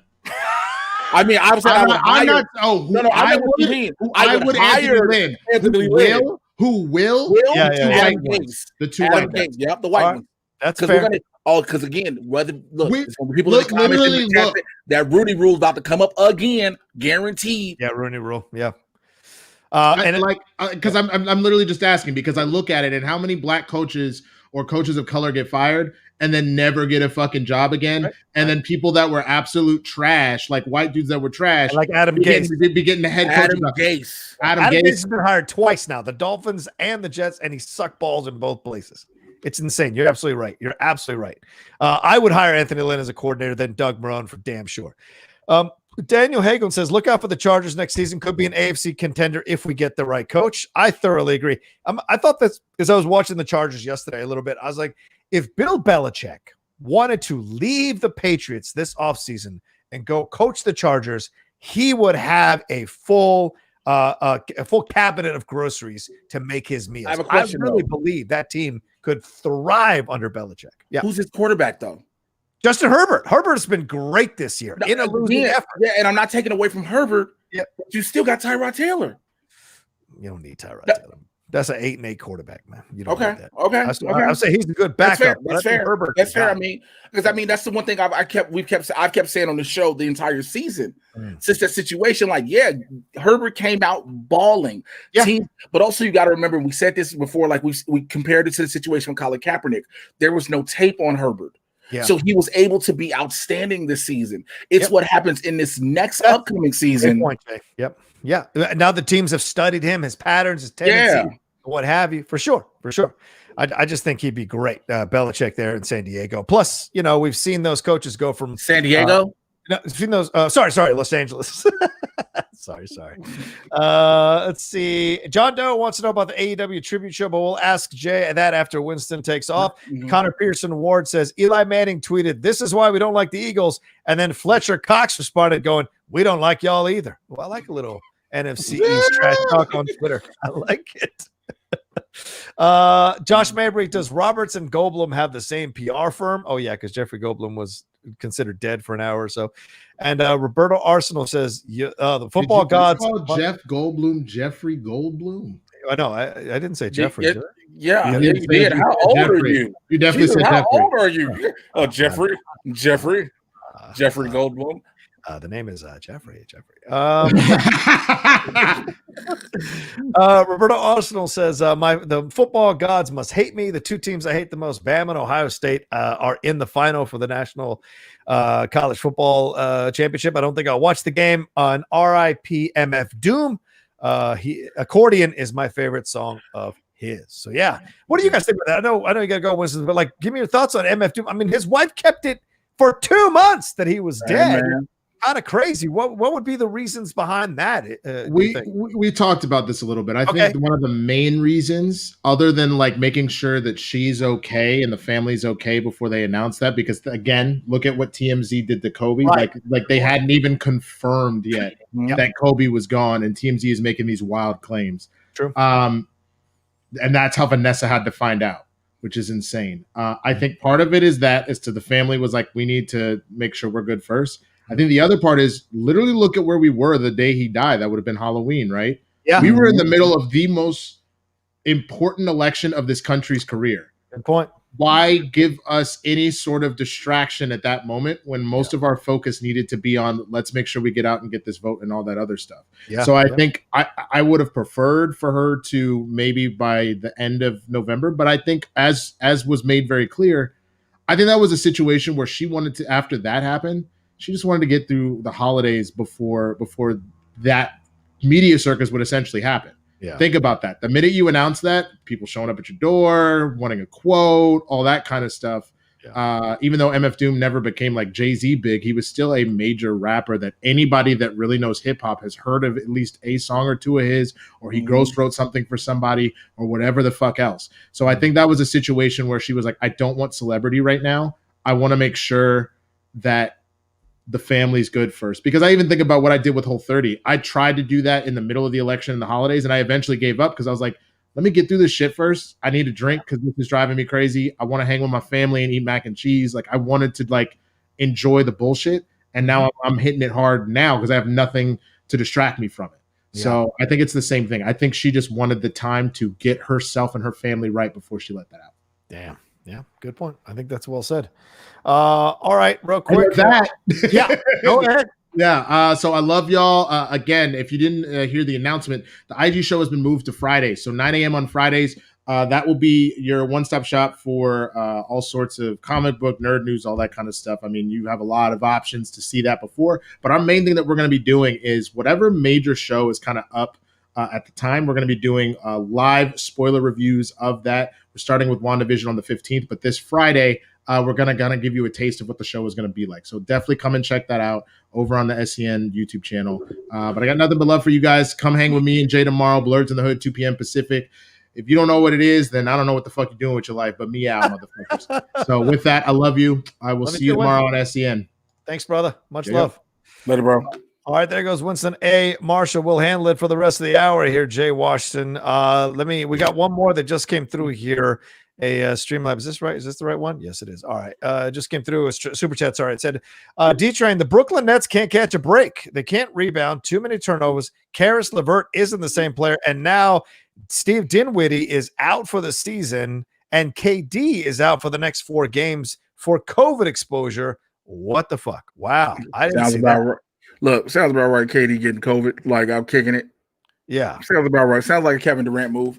I mean, no, I guess everybody the Nets are one of those teams. Everybody put a lot of pressure on it. I wouldn't even say pressure, a lot of hype behind. Everybody put hype behind the Nets. Mm-hmm. They were like, yo, you gonna get KD and Kyrie? Let's see what they do. Blah, blah, blah, blah. And it's like, all right, we're 6-7 games into the season. Yeah. I need people to chill. Like, get me to the All-Star break. Then we start hollering at what everything is going to be, should be, what teams look like real trash, and what teams are really – because remember, again, they didn't have this long off-season like they normally do, a normal break between the finals and the season starting back up. Let that shit – let them get a minute to simmer like we had to say with NFL teams. Remember, the NFL teams had limited training camp, no preseason. We had to start watching them go straight into it, and it wasn't until week maybe 3 or 4 we were like, all right, these are the teams, and they rolling and they feeling themselves. Yeah. I mean, the Nets right now, they're 3-4. They lost they won the first 2 games against the Celtics and Warriors, then lost to the Hornets, Grizzlies, beat the Hawks, then lost to the Hawks, and they lost to my Wizards by 1 point the other night. So yeah, this is when you start to worry about the Nets. How old is Kevin Durant? Oh, he must be in 32, something like that, I think. Yo, so why the fuck is his hair like that? Oh man, yo, his life shouldn't be that rough. Yo, God, tell that man. Him 32. And LeBron. Oh, you know what? Him and LeBron need to go visit the same goddamn hair specialist. Because, Jesus, like, you niggas is both right here with the world. Just like Katie got hair like he from the projects and don't want to have no money. Bruh, you can invest in a comb and a brush and some spray. Go ahead. No, I totally respect it. And then my camera froze. And then my camera freezes. There you go. There you back. All right, good to go. Let's see. So keep sending in your StreamLabs super chats. And Jay, you know my thoughts on going back to Roberto Arsenal's comment. We haven't covered college football much all year, and the reason is because look, it's my show on my channel that I love having you two on, but I hate college football in this season because I think they never should have played it. Everybody's starting at different times. And this is a joke. This is if no other championship should have an asterisk on it like the college football championship does. So yeah, shout out to Ohio State for sticking it to Dabo Swinney. Played 6 games the whole 6 games. So shout out to them for taking care of business against Clemson, who is Dabo Swinney's an absolute a jerk for a lot of stuff he said this year. His lip service to the BLM movement, his desire to force or intimidate conferences and teams to play during COVID, risking these kids' lives with this COVID situation just so he could win a title. He thought for sure he was set up to win another national championship, and he lost in the playoff with Trevor Lawrence. Got whooped by the Ohio State team. So to me, that is poetic justice. That being said, I don't care about the national championship tomorrow night, or tonight, rather. I just don't care. What about you? The national ain't until next week. What are you talking about? Is it next week? Fine. I care even less next week. Oh, yeah. I thought we were going to talk about the Brody tribute thing that they were asked about. Oh, yeah. We'll talk about that as well. Yeah, go ahead, my man. I think it tribute show. I think it was beautiful. For those who don't know, we talked about it when he passed. It was great to see everybody showing love. I was glad this was one night where nobody cared about company rivalries, if you will. Mm-hmm. You know, you had the final video package that AEW played that had photos with him with AEW and WWE superstars and in WWE settings and everything, and WWE clearly approved it. And you know, it was beautiful to have that, man. It's very sad to say. I love the fact that Cody and Tony Khan said, yo, Brody Jr. is the official forever TNT champion. They are retiring that belt. that belt will never be worn by anybody. That belt officially goes to Brody's family, and they are getting a new belt made. It was one of the best tribute shows. And again, I bring that up because people were like, well, WWE didn't do well. Look, he wasn't an active member of the roster when he passed. They never do that when it's if you are a former member of the roster, they will show you some love. If you are an active member of the roster, it's a different ball game. They allowed all the workers to either say stuff about him, do moves in his honor, cut promos in his honor. They knew it. They let that happen. Everybody like, oh, well, they should have did the whole 10 belts. Shut the fuck up. I hate wrestling fans sometimes. I swear to God, wrestling fans can be some of the worst people on this planet. And I know we talk about comic book fandoms a lot, but wrestling fans are the worst because these are always people who got something to fucking say, but could never do a minuscule thing that wrestlers do. And that ain't even the major flips and stuff. Couldn't even get in the ring. Like, shut the fuck up. Yeah. Agreed. 1,000%, man. 1,000%. I thought the tribute show was beautiful. It was right on point. And the way they handed that belt off to his son, I thought that was absolutely joyous. And having his wife there and everything like that, just the right. I know way. I cried a lot. I cried a lot because again, having been in locker rooms with Brody, man, having been in that situation, you know, I remember the year when I first met him in IWA Mid-South, and then we all were together for King of Trios in Chikara in Philly. Yeah. So like all this energy together, and then seeing all the guys that I know that were there in the tributes and all of us on social media, like it got all of us. And so it was a very beautiful and very well done tribute. Like I was waiting, and I hate to sound cynical, but I knew somebody was going to be like, oh, they're just going to put over the Dark Order all night. Of course they are. This isn't for storylines. This is for his son sitting right there in the front row. Exactly. It's ridiculous. But anyway, shout out to AEW for a fantastic job. We had a super chat that came through here. Josh Mabry getting us back on track with the main sports here. Eric Bieniemy is interviewing with the Lions and the Falcons. Jets have requested as well. Where would you like to see him land this very deserving position? Not in any one of those teams. I would want him to go.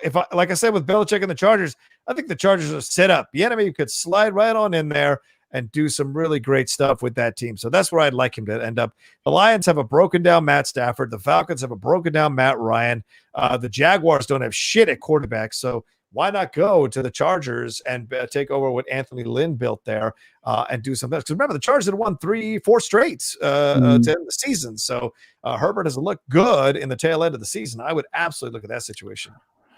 You know what? Here's the problem with looking at the Falcons in that list that you said, not just the Lions and the Jets. The Falcons are the problem with that is, let's say Bieniemy goes to the Falcons and they stay doing what the Falcons been doing.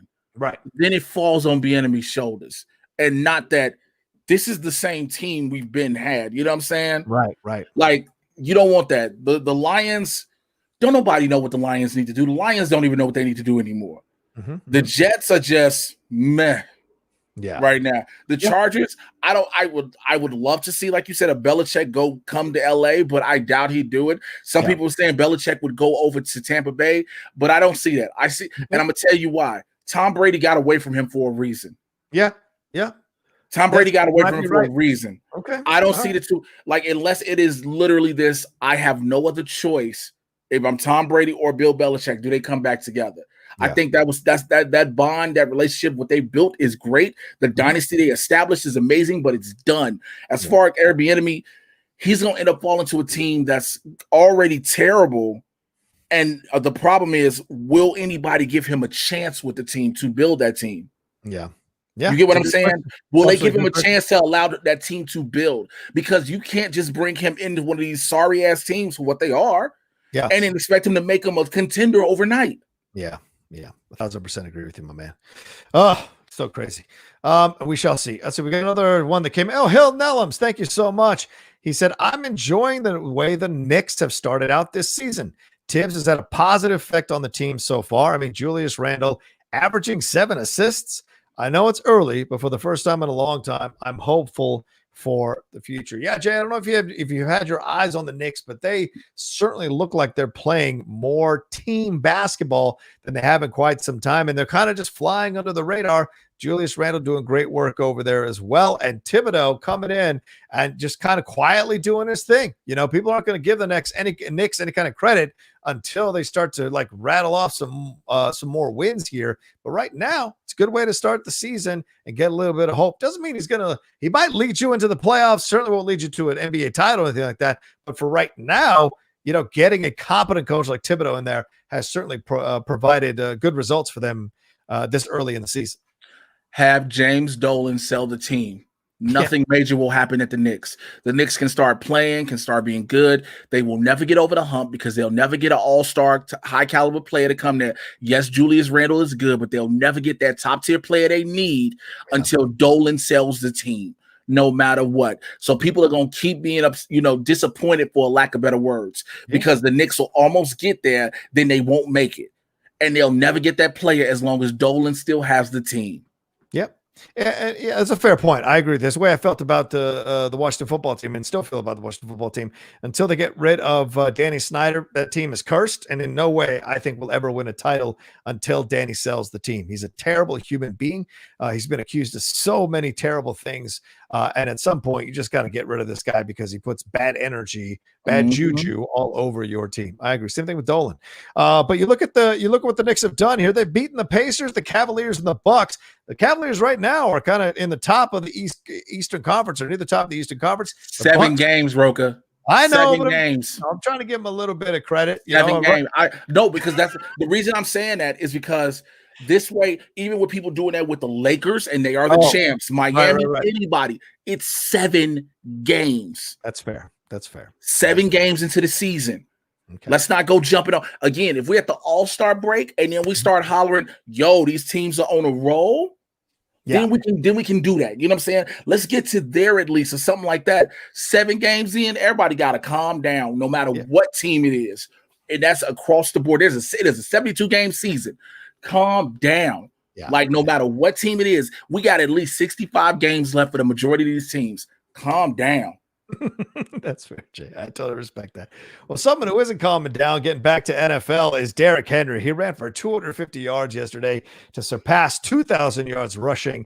And the Titans needed every one of those yards and a dinked field goal right at the end to help them beat the Texans 41-38. The Titans winning the AFC South division over the Colts there, but both teams got in the playoffs. The Titans getting the division. They're getting a little bit of a higher seed for now. And Henry's been incredible this season, my man. He has finished with a franchise record 2,027 yards rushing. He's only the 8th player in NFL history to run for 2,000 yards. And he passed Chris Johnson, who had 2,006 yards in 2009. Remember Chris Johnson for that team as well. He had touchdown runs of 52 and 6 yards. Pretty incredible stuff.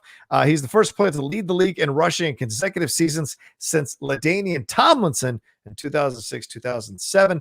Dalvin Cook was second with 1,557 yards and didn't play on Sunday because his father unfortunately passed away. Tannehill threw for 216 yards and a touchdown and ran for 2 more scores. Watson threw for 365 yards. Here's another crazy stat. Deshaun Watson leads the league in passing yardage. He ends the season as the passing yardage leader, 4,823 yards. And that is after they took away DeAndre Hopkins from him in the offseason. So pretty incredible stuff from Deshaun. You got to feel for him being down the terrible Texans situation.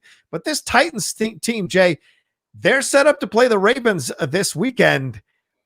Do they beat the Ravens again like they did last year? This time it's in Tennessee instead of Baltimore, or is Baltimore on kind of a hot streak right now? First and foremost, you forgot a stat about Derrick Henry that you need to include. He has also emasculated several players throughout this season. He's made their manhoods be in check. You've had players run up on Derrick Henry. I'm going to get this tackle. Let him get your bitch ass away from me. Like he's emasculated several men this season. Like that he has.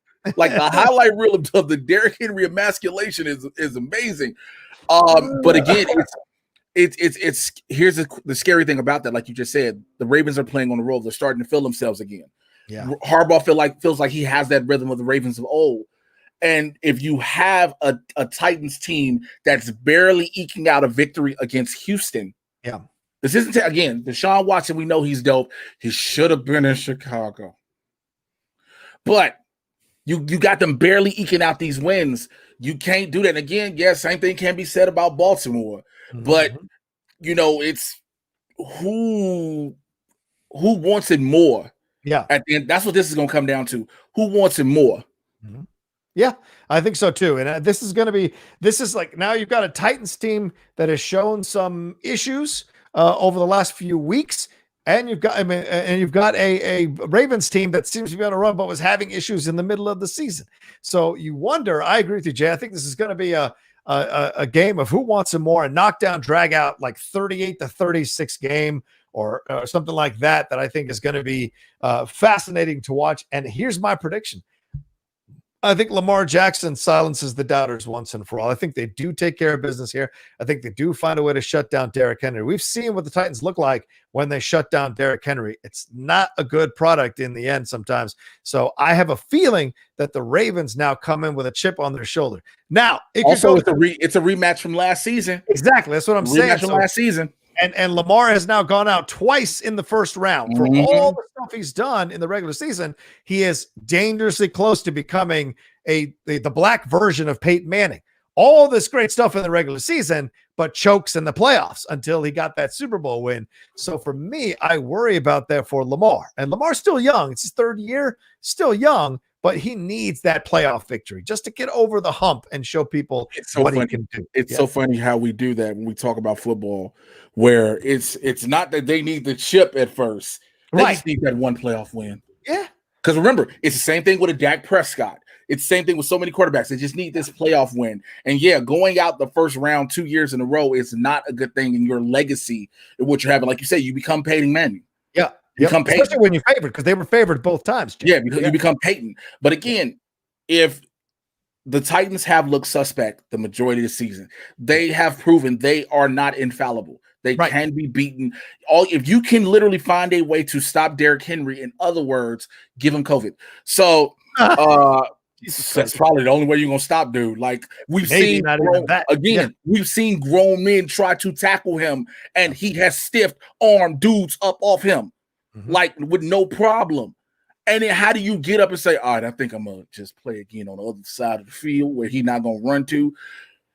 But Tannehill can be Tannehill, but if this Ravens defense is what this Ravens defense is known for being, and they step up and they play this game, then as long as all three parts of the ball for Baltimore is working, because again, the Titans don't have a good defense. They don't. They have a suspect defense after the beginning of the season, the first few games of the season.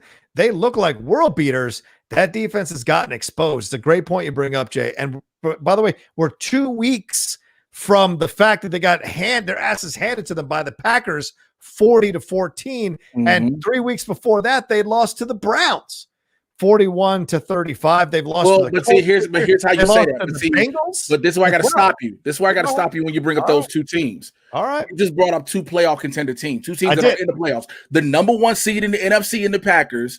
Yeah. And you got the Browns, who for all intents and purposes are in the playoffs, beat their divisional rivals to get in. Yeah. Now, what they do first round speaks a whole nother thing. Of course, again, we talked about the Browns, how they've been playing the season, but you got to look at what happens. Again, the Titans got to show they got defense, because if they don't have defense, you finna have Dez Bryant, Hollywood Brown, and the rest of them cats run all over these dudes in the secondary. Yeah, agreed. And that's the thing. So I wonder about it. I wonder what Titans team is going to show up. Is it going to be a Titans team that makes space for Derrick Henry? I just feel that Ravens defense is hungry, man. What they did to Cincinnati yesterday was ugly. So that was nasty. It was. And now the Titans are kind of favored here against the Ravens. Now it's the Ravens who are the underdog. And listen, I know I'm only a Schmodown competitor. I'm miles away from playing in the NFL, but competition is competition. And some people are built to be better as an underdog than they are as a favorite.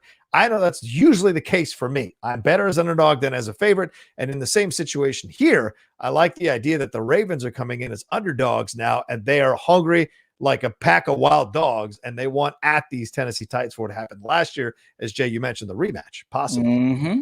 Yeah. Yeah, we shall see. All right, let's move on to our next one, and that is the Seahawks rallying to win over the 49ers here 26-23. Talk about a team. We don't know what we have in the Seahawks over the last few weeks. Russell Wilson, he had to rally the team, as I said here, and now they'll be playing the Rams. Russell finished only 20 of 36 for 171 yards. Tyler Lockett had 12 catches for 90 yards. CJ Beathard, the third stringer for the 49ers, was 25 of 37 for 273 yards and a touchdown. He fumbled late, which is what allowed the Seahawks to come down and get that touchdown to win the game.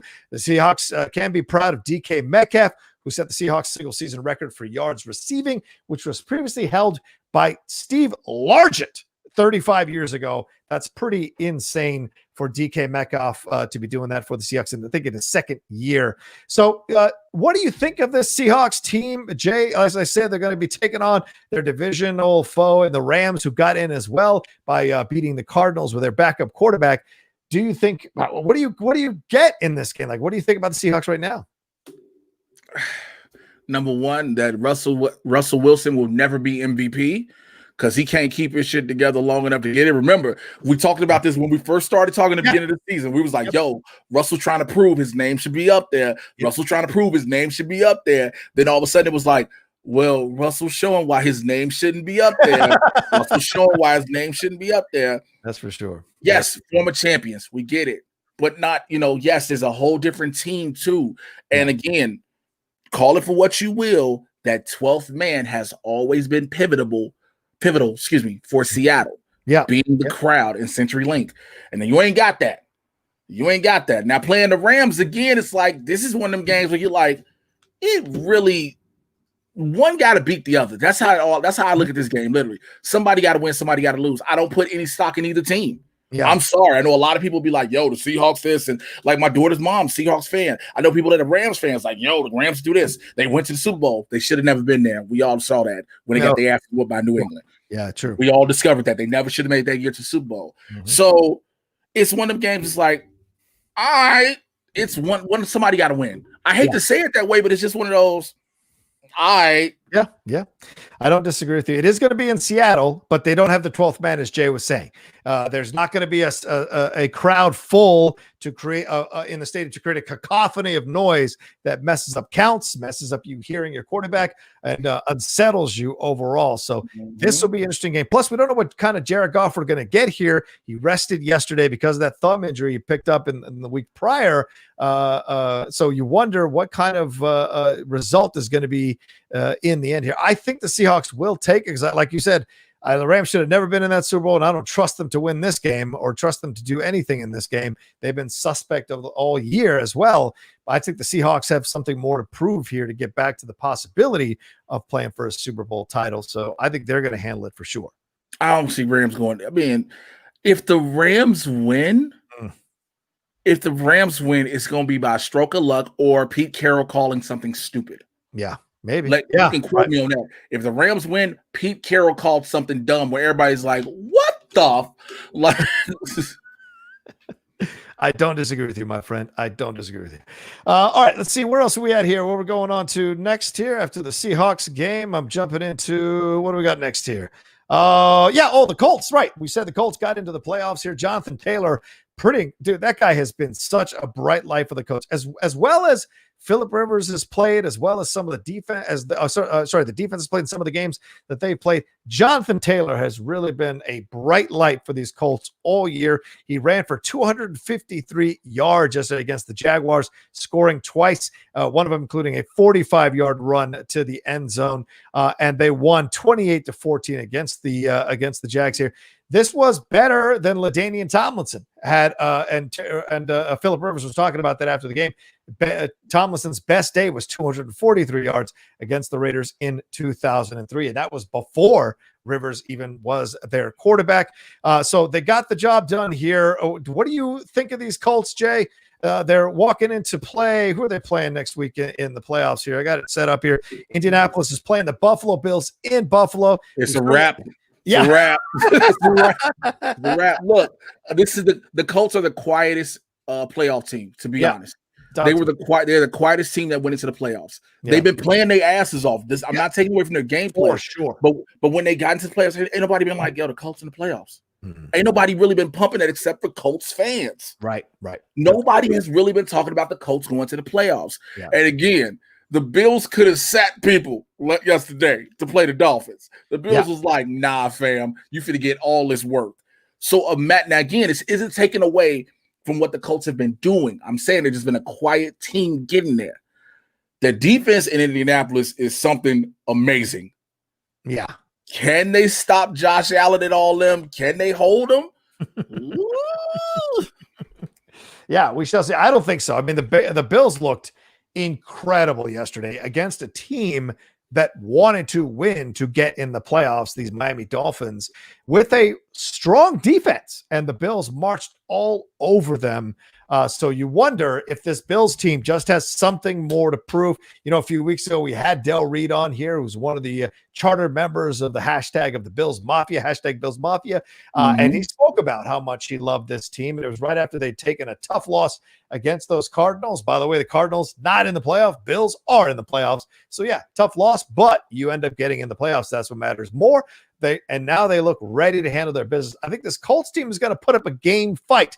But I also think the Bills are just hungry. This isn't the Jim Kelly Bills. There's something about this Bills team that feels determined to get into this Super Bowl. Now, it'll be something for them to overcome the Steelers or the Chiefs, but I also think it's absolutely possible because both the Steelers and the Chiefs have shown issues on their defense throughout the year. So I wonder if the Bills can expose them. And Josh Allen is certainly coming into his own as an NFL quarterback, and Stephon Diggs has been kind of the really important piece of that puzzle all year. Well, you just brought up a team that everybody keep forgetting about, that's sitting up chilling, getting healthy, just watching all this shit. I'm talking about the Kansas City Chiefs. Yeah. They like, y'all gonna beat yourselves up. We'll see y'all next week. That's lit, because everybody that's playing are about to play their asses off. Like they put it again. It's remember this: if you lose, you done. And so now Kansas City just sits back and watches and says, all right, let them beat themselves up. We will be healthy and rested. Exactly. Kansas City get to sit back and chill because the AFC, they're going to fight harder with each other. The NFC is pretty much if it ain't the Saints, it's the Packers. It's really those two. Yes, like Winston said earlier, it's that any given Sunday thing. But we already know it's either the Saints or the Packers, one of the two. We know that pretty much in the NFC. The AFC, everybody out here fighting for it. Yeah, just about everybody could possibly sneak on in there in the AFC. That's a great point. And the other thing to remember here, Jay, and for those of you who are old enough to remember, this is Frank Reich, the coach of the Indianapolis Colts, bringing his team into Buffalo against his former team that he was the backup quarterback to Jim Kelly for. And for those of you who remember, he led that incredible comeback against Warren Moon and the Houston Oilers when they were down, I think, 35-3, and they won that playoff game in the second half, 38-35. So this is Frank Reich going back to his old stomping grounds in Buffalo, or at least he's playing his old team, rather, and stepping in there. So that's going to be a fun little storyline to play and talk about as they prepare for this. I mean, I told my girlfriend already, don't come bother me this weekend. When the games start, I got a large Pizza Hut pizza and a 2-liter Diet Pepsi, and that's my day. That's my day, watching all the games. Damn, y'all, did you know that men can really sit there and make that decree? You know, we always heard that was old wives' tales, that dudes can sit there and say, I told my girl when the games come on, don't fucking bother me. I met your woman. Yeah. And the fact that she did not punch you in your jejunum, she didn't hit you square in your esophagus and looked at you like you were fucking crazy. No, she was great. She goes, yeah, you stay in that office. I get the entire rest of the house to myself. I said, yes, whatever you need, babe. Whatever you need.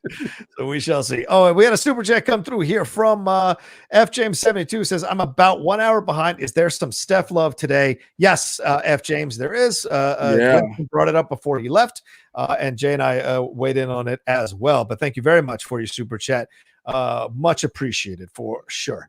Let's see. All right. Let's see if we got any more that have come through here. Any more Streamlabs or super chats come through before we move on to the next story. We're rounding the corner here to the last half hour of the show. If you haven't sent any of your questions in that you want us to answer, or any of the comments you want us to read here for us to discuss, please send them in. You see the StreamLabs address on the screen. It's also in the description of this video as well. All right. Let's see. Josh Mabry said Titans defense is number 19. Their offense is number 27.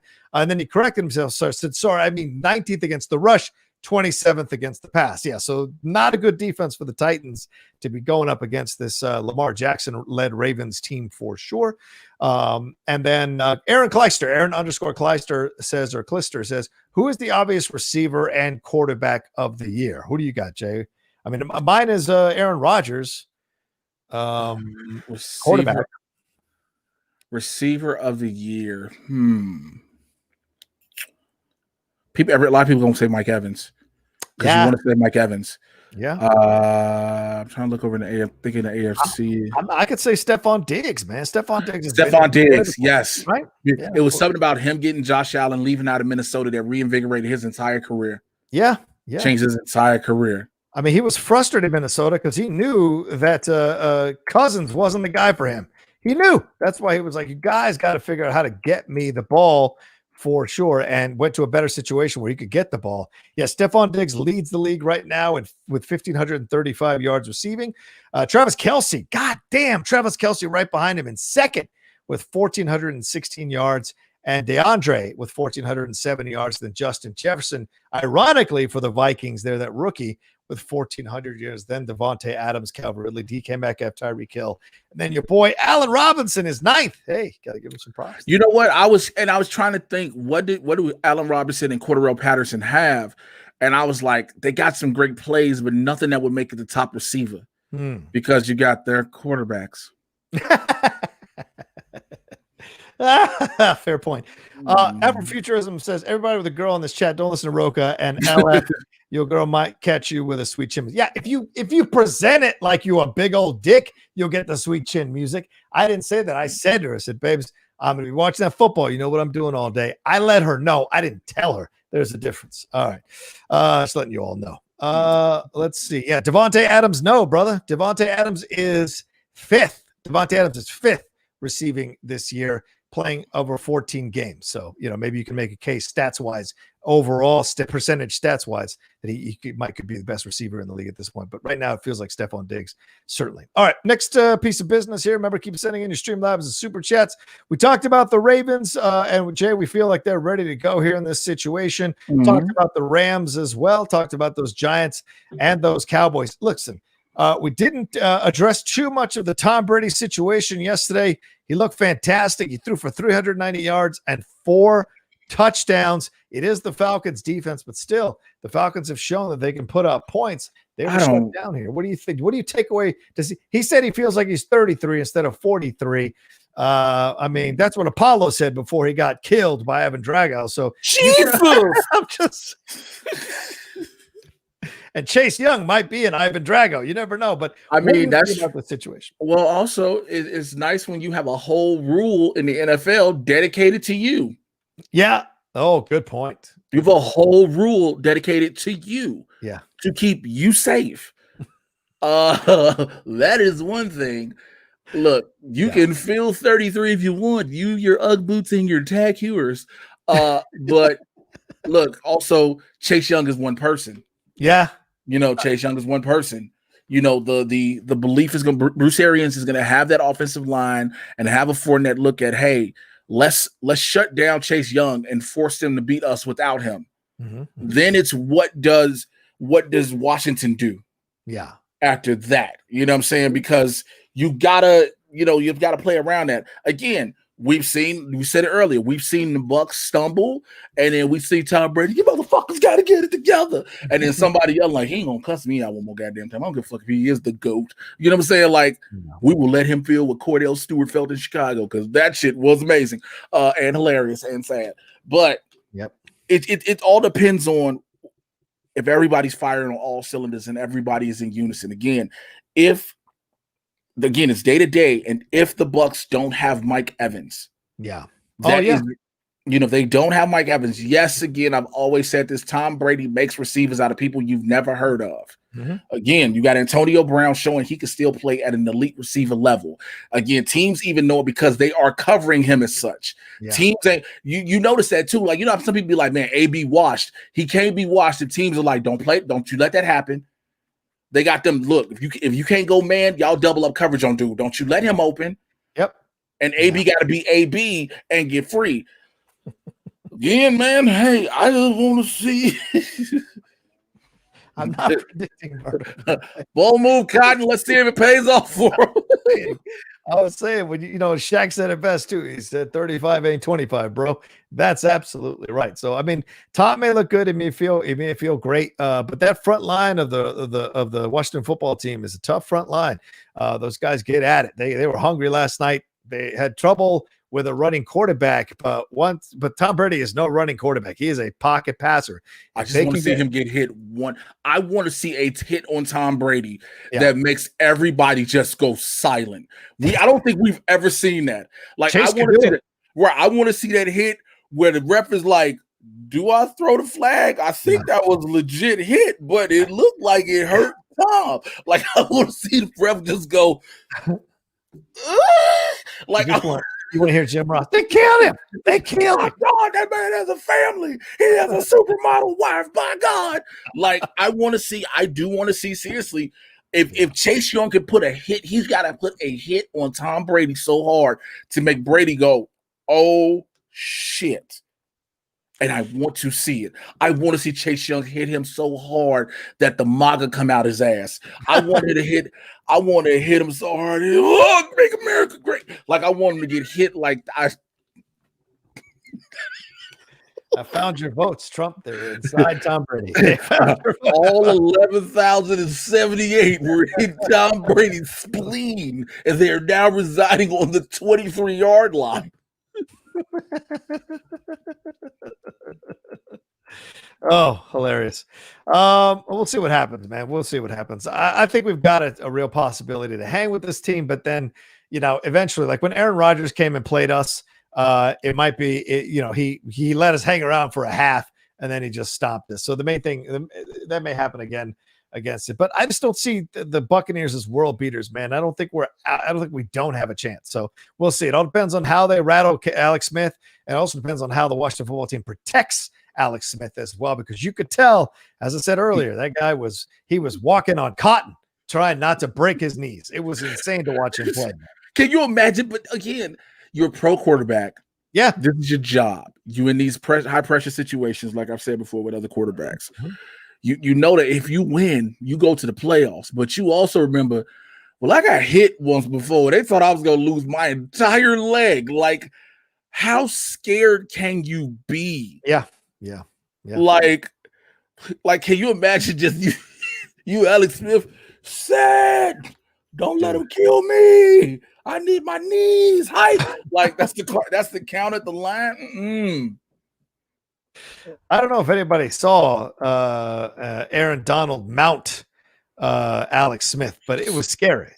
It was scary to watch. You understand how terrified Aaron Donald runs at you. You're like, you know what? I don't know if I signed my will and had it certified and notarized. My kids ain't gonna have shit because, like, you know how they say your whole life flash for your eyes and it's in slow motion and you see Aaron Donald running. You like, so you probably wondered how I got in this situation.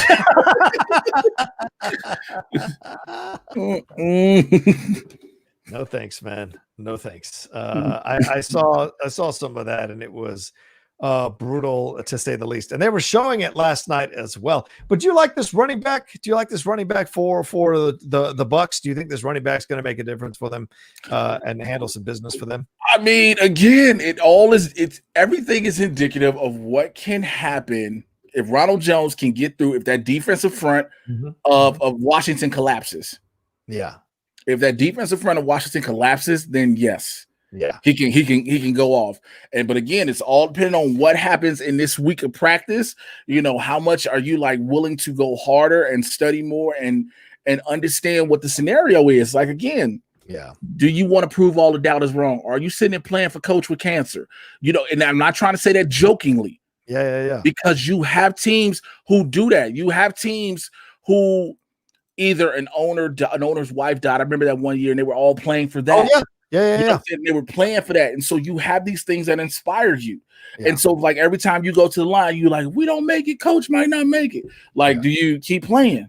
Yeah, it's a good question, Jay. You ask yourself, "Are you gonna?" Yeah, and I think that's the thing at the end of the day. Like, well, do you want to keep doing that situation to put yourself there? Are you motivated enough to get the job done? And plus, Tom Brady being in your ear, that guy, I imagine that motivates you as well. You ever wonder? Again, I asked this question. It's weird asking because I've been in these situations where you're a pro football player, right? And you're on a team, you know, now you're playing with you're playing with legendary stars, people you watched on TV, but your teammate is Tom Brady. Yeah. Like, this is the dude telling you to get your shit together.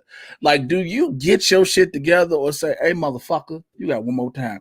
Like, I asked that question as somebody who's been on stand-up shows with legends I've worked with, who's been on movie sets and TV sets, and people, I'm like, I was a fan of yours. Now I'm working with you. Like, you gotta have, because I think the pressure is even more intense when it comes to Brady, because you're like, he holds this super high standard. Yeah. Can you imagine him coming to practice every day? He's like, what you doing, Tom? Oh, nothing, just been cleaning these real quick. Was wondering if I can add another one to the collection, you know, just pull off rings and shit. Like, my fingers feel a little heavy. I think I could put some on the other. And they like, yo, Tom, you got 6 rings on one finger. I know, bitch, but I want to put 2 on one finger. Like, can you imagine Tom Brady coming into the locker room trying to motivate you like that? And you sitting thinking, I don't want to let Tom down. I don't. Yeah, he looks angry. And I don't want the responsibility, because it ain't Tom. I mean, you'll deal with Tom, but then, as Giselle has shown a number of times after Super Bowl games that he's lost, she'll bitch you out too. She'll go out on her social media and bitch about you on her social media, which will take, you'll have to take a hit on that as well. I don't know if you recall her going after, I think it was Edelman in that game against the Giants. Hey, man, what you going to say? Hey, man, look, y'all, look at my mentions. Look at my mentions. Who? Tom Brady wife, dog. Yeah, but she cussing you out. Yeah, but she mentioned me. She know my name, dog. Right. That's how you just look at it. Like, Tom Brady's wife is in my mentions. Yeah. It's like saying Larsa Pimpin is in your DMs. This is my greatest fear, seeing this happen. Oh, please, God, don't play this. Please, God, don't play this. Please, God, don't play. Aaron, get off him. What? It's like a lion mounting a gazelle on a nature special. I mean, he jumps. Oh, God. Jumps right on him. Get your motherfucker. What are you doing? Piggybacking that quarterback. Can you imagine being Alex Smith? Like, who the fuck is on my back? Oh man, so crazy. All right, we got a couple of Streamlabs that have come through here, and maybe we'll wrap up here in a few minutes, Jay, because we're out of news, and we got to get on with our days. Tushka Relaxations donated, said, God, my Chiefs got a week to rest, but they better not get fat and lazy. Really? 1 week of rest? The AFC is a hungry conference this year. Rocha, don't act like you didn't get grounded to your office for the weekend. Much love, the Bears. Oh, no. No, I'm not going to even say the Bears. Look, you can. I just, again, for those who came into the show late, I just wore my jersey and hat because I hadn't worn my jersey since week 6. And I was like, you know what? I paid money for it. I might as well put it on. Ain't going to be no other time during the year unless I'm auditioning for some shit to say, we need Bears fans. And I'll be like, well, I really ain't a fan, but I got the gear. Like, that's the only reason I put this on. But I'm realistic and honest with my motherfucking self, knowing that this is going to be a slaughter. You know what I'm saying? Unless Drew Brees breaks 12 ribs again, falling down the stairs at home, playing with his kids. That is the only. Yeah, it's mind-blowing, man. Mind-blowing. All right, let's see here. What do we got? We got another one that came through from Hitman Hudson. It says, Jay, would you rather the Bears make the Super Bowl and Ryan Pace gets a 5-year extension, or the Bears lose in the first round 35-0 and Ryan Pace gets fired? That's a very easy question. Lose in the first round, Ryan Pace gets fired, along with Matt Nagy. It's already bad enough they've re-signed Trubisky. Fire the two. They've got to go, regardless. I hate people. I've been seeing this, and I'm not saying this to you, Hitman Hudson, but I've been seeing a lot of people going, well, maybe we can give them another shot and think about this. No, they got to go. Pace and Nagy got to go. Plain and simple. Look, if you're going to keep Trubisky, whatever. but they got to go. Yeah. Yep, I don't disagree. And let's see, we got ourselves another situation. Here's the thing: when you're a hardcore fan of an NFL team, right? You know when your team has the goods to be good, and you know when your team has the goods to essentially be cannon fodder in the playoffs. And you don't want your cannon fodder team to go to the Super Bowl because eventually it's going to catch up to them and they're going to lay an egg, like you saw with the Rams against the Patriots, right? They should never have beaten the Saints. That was a blown pass interference call. And yes, breezed through the interception overtime for sure, which cost them game. Yes, but the Rams clearly had no business being in there, and they showed it. And so those are those things that you don't want to see.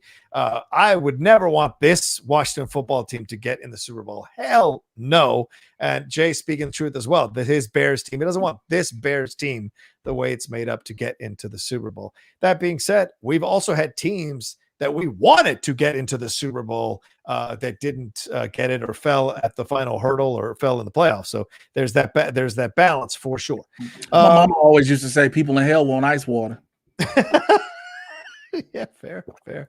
Josh Mabry says Devontae Adams led the league in TDs, 18. Diggs was 15th, tying a franchise record and third all-time for a single season, 5th in yards with 2 less games and 17 fewer targets than Diggs. All right, that's fair. I mean, that's fair. I guess the thing is we don't, it doesn't, the focus isn't on them. Because again, it's Devontae Adams from Aaron Rodgers. You're like, we know what it is. We've accepted it's a greatness thing happening. Yeah. It's a resurgence of the relationship that Rodgers used to have with Jordy Nelson. Yeah. That nobody thought was going to be this beautiful. So again, it's never taking anything away from Devontae Adams. Devontae Adams is a beast. Now, when you go again, Stephon Diggs is somebody who everybody thought had lost a step. He wasn't going to be who he could be when he was in Minnesota. He leaves Minnesota. He goes to Buffalo, and then he just shows up and shows out. That's why this one stands out a little bit more. I hope I'm making myself clear with that one. Yeah. Do you think would you want Bieniemy to be your coach, man? Yeah, I would take Eric Bieniemy in a minute. Right. I would take him in a minute, but also again, he's black. He's not going to come. He's not. Look, we did Lovie Smith, and you see that Lovie Smith got fired with a 10-6 season. Never forget that. Yeah, Lovie Smith was fired 10-6. So for anybody who thinks, oh, the Bears don't do that, Lovie Smith was fired 10-6. Yeah, that's true. That's because the Bears wanted more, and this is what you get sometimes when you try to go and get more. You get smoked. So, yeah, we shall see in that thing. We do have one last NFL story that just kind of broke here, Jay. John Elway is being moved out as the GM of the Broncos, and he's being moved up to a higher position there in the organization, and the Broncos will hire a new general manager to make football decisions, working in a partnership, with Coach Vic Fangio. The new GM will control the draft, the free agency, and the roster.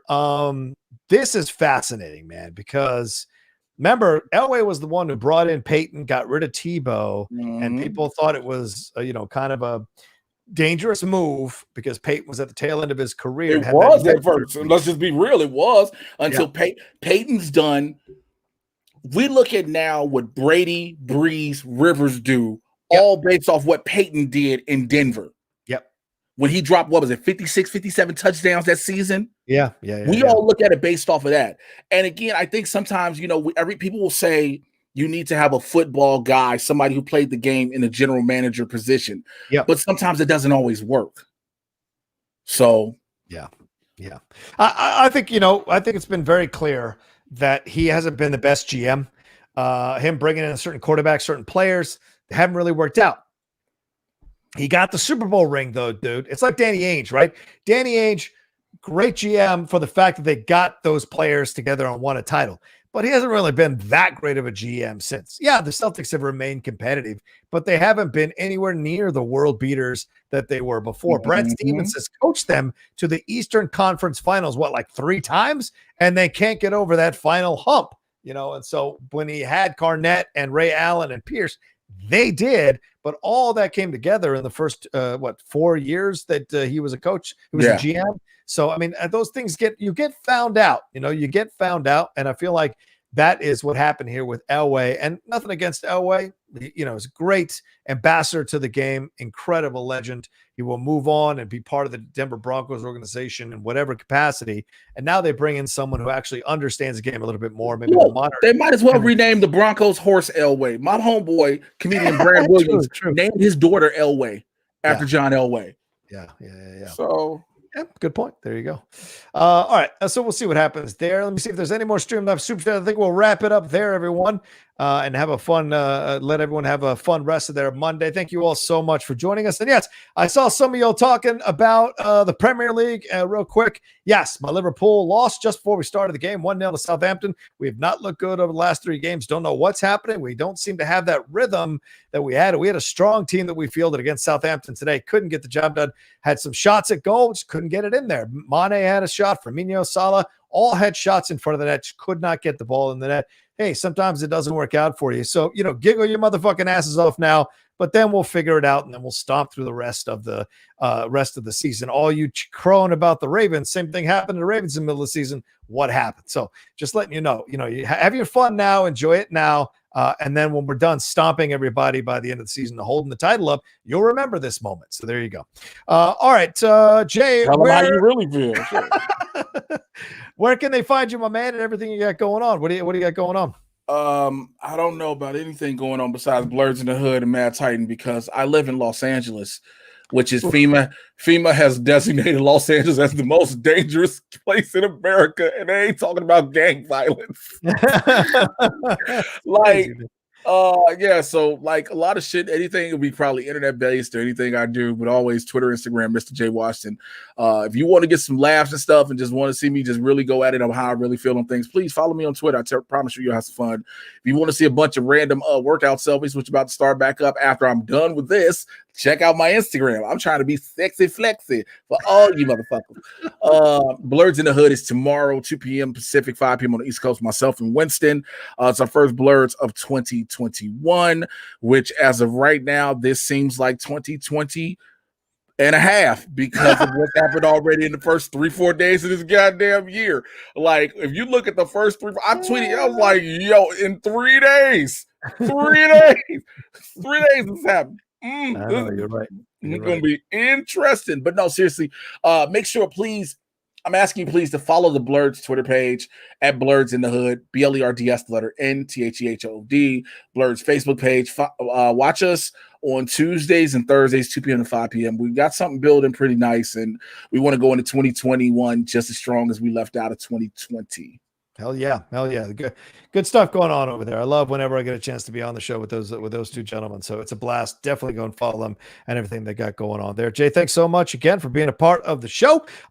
Please follow me at The Rocha Says on Twitter and on Instagram. Remember to subscribe to the channel down below as well. You don't want to cross that 15,000 subscriber mark, and the more people that come aboard, we keep marching forward more and more over towards that 20,000 mark that I really want to hit here on this YouTube channel in 2021 and then some. So please help us do that for sure by sharing this show, liking it, telling your friends about it, all of that. So that helps to raise the visibility. And if you're watching this later, and a lot of you do, leave a comment down below as well. Let us know what you think about the playoff matchups this weekend, what you thought about the games, who you see as the odds-on favorites to win in the NFC and the AFC as we go into this. We're definitely going to have ourselves a fun show on Monday, talking all these playoff games and what happened and the results of them as well. That'll be very wearing this. I'm pretty sure I won't be wearing this. I'm almost 100% sure. Maybe not. We'll see. Yeah, stranger things have happened in the playoffs with the Saints. You just never know. But yeah, we'll be back and doing it live on Monday as well. Also, please don't forget all the other stuff we do here on the Outlaw Nation channel. You know, we have Impolite Truths, our political show. We have our pro wrestling show, Strong Style. We just did an hour watch along of the Royal Rumble from 2001, pretty much the height of the Attitude Era. Really fun time to talk a little bit about that Brady Lee tribute. We got to have Jay on there as a guest soon. God damn it, we got to get Jay on there as a guest, for God's sakes. And then I ain't got shit else to do, clearly. I mean, everybody that lives in LA right now, if you're in the entertainment industry, you're like, well, what the fuck do I do with my life? It's true. That's what I hear. I was just seeing, I just got the email saying that all the that SAG after the PGA and I think the PGA are trying to stop all. They're not trying to. They told them to stop. They're done, dude. It's so all TV shows have stopped, movies have stopped, but now officially commercials are done. Yeah, commercials. That's what I meant. Yeah, when the commercials are done, you're like, it's a wrap. All right. Yeah. Yep. I'm not about to try to risk COVID for $750 buyout. I'm good. Yeah, we shall see. We shall see. And also, don't forget the podcast as well. No, Geek Buddy is coming up on Wednesday as well, but don't forget the podcast. I do as well, the top 10 and the Cinephiles. We just did Mississippi Burning, part 1 of Mississippi Burning on Friday, and the top 10. The new episode drops tomorrow. So go in and get involved in all that. All right. Before we go, Darren Wright just made a good comment in the chat. Do you think we'll get past it? Because again, we're at a point now where everything is surging. Again, the Super Bowl, I think is going to happen. The Super Bowl, everything, all the dates are locked, right? Right. What's the odds that they try to bubble it now? What are the odds? Because now you're at a point where, remember, we said before. I think they'll play every game no matter what.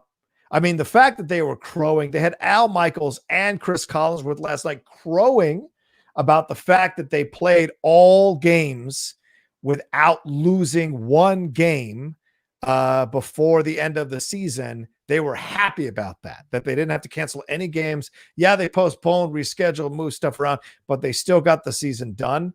That lets me know, because they're in essence NFL mouthpieces. That lets me know that the NFL 1,000% is focused on finishing out the playoffs and the Super Bowl at whatever cost. And are not going to shut it down. Other sports leagues like the NBA, the NHL, which just started back up again, Premier League there, the soccer, the football leagues around the world, those things are more in question. The UK just shut down everything, but they're letting football keep going, which is shocking because you just had a game postponed over the weekend because of a number of positive COVID tests. So to me, I think other leagues are very much in danger of being shuttered, but the NFL is going to see this thing out. Even if they got 12 versus 12 at the Super Bowl left to play, I guarantee you there's no way they shut this thing down. Hey, man, don't forget, I said it on the show first. Monday Night Football brought to you by AstraZeneca. I'm telling you. Welcome to Monday Night Football, sponsored by AstraZeneca. They just approved it in the UK. Look, or Johnson & Johnson, because Johnson & Johnson about to drop this vaccine that's only one shot, because right now the Pfizer and the Moderna are 2 shots. Yeah. Right. And the Johnson & Johnson will say it's 1 shot. That will be your sponsor to a sport. I'm telling you. Johnson & Johnson, that purple drink. It's that purple drink. All right. Thank you all so much. And we'll take care of yourselves. Be well. And we'll talk to you next week with another brand new episode, live episode of Game Time. Take care until then. Peace.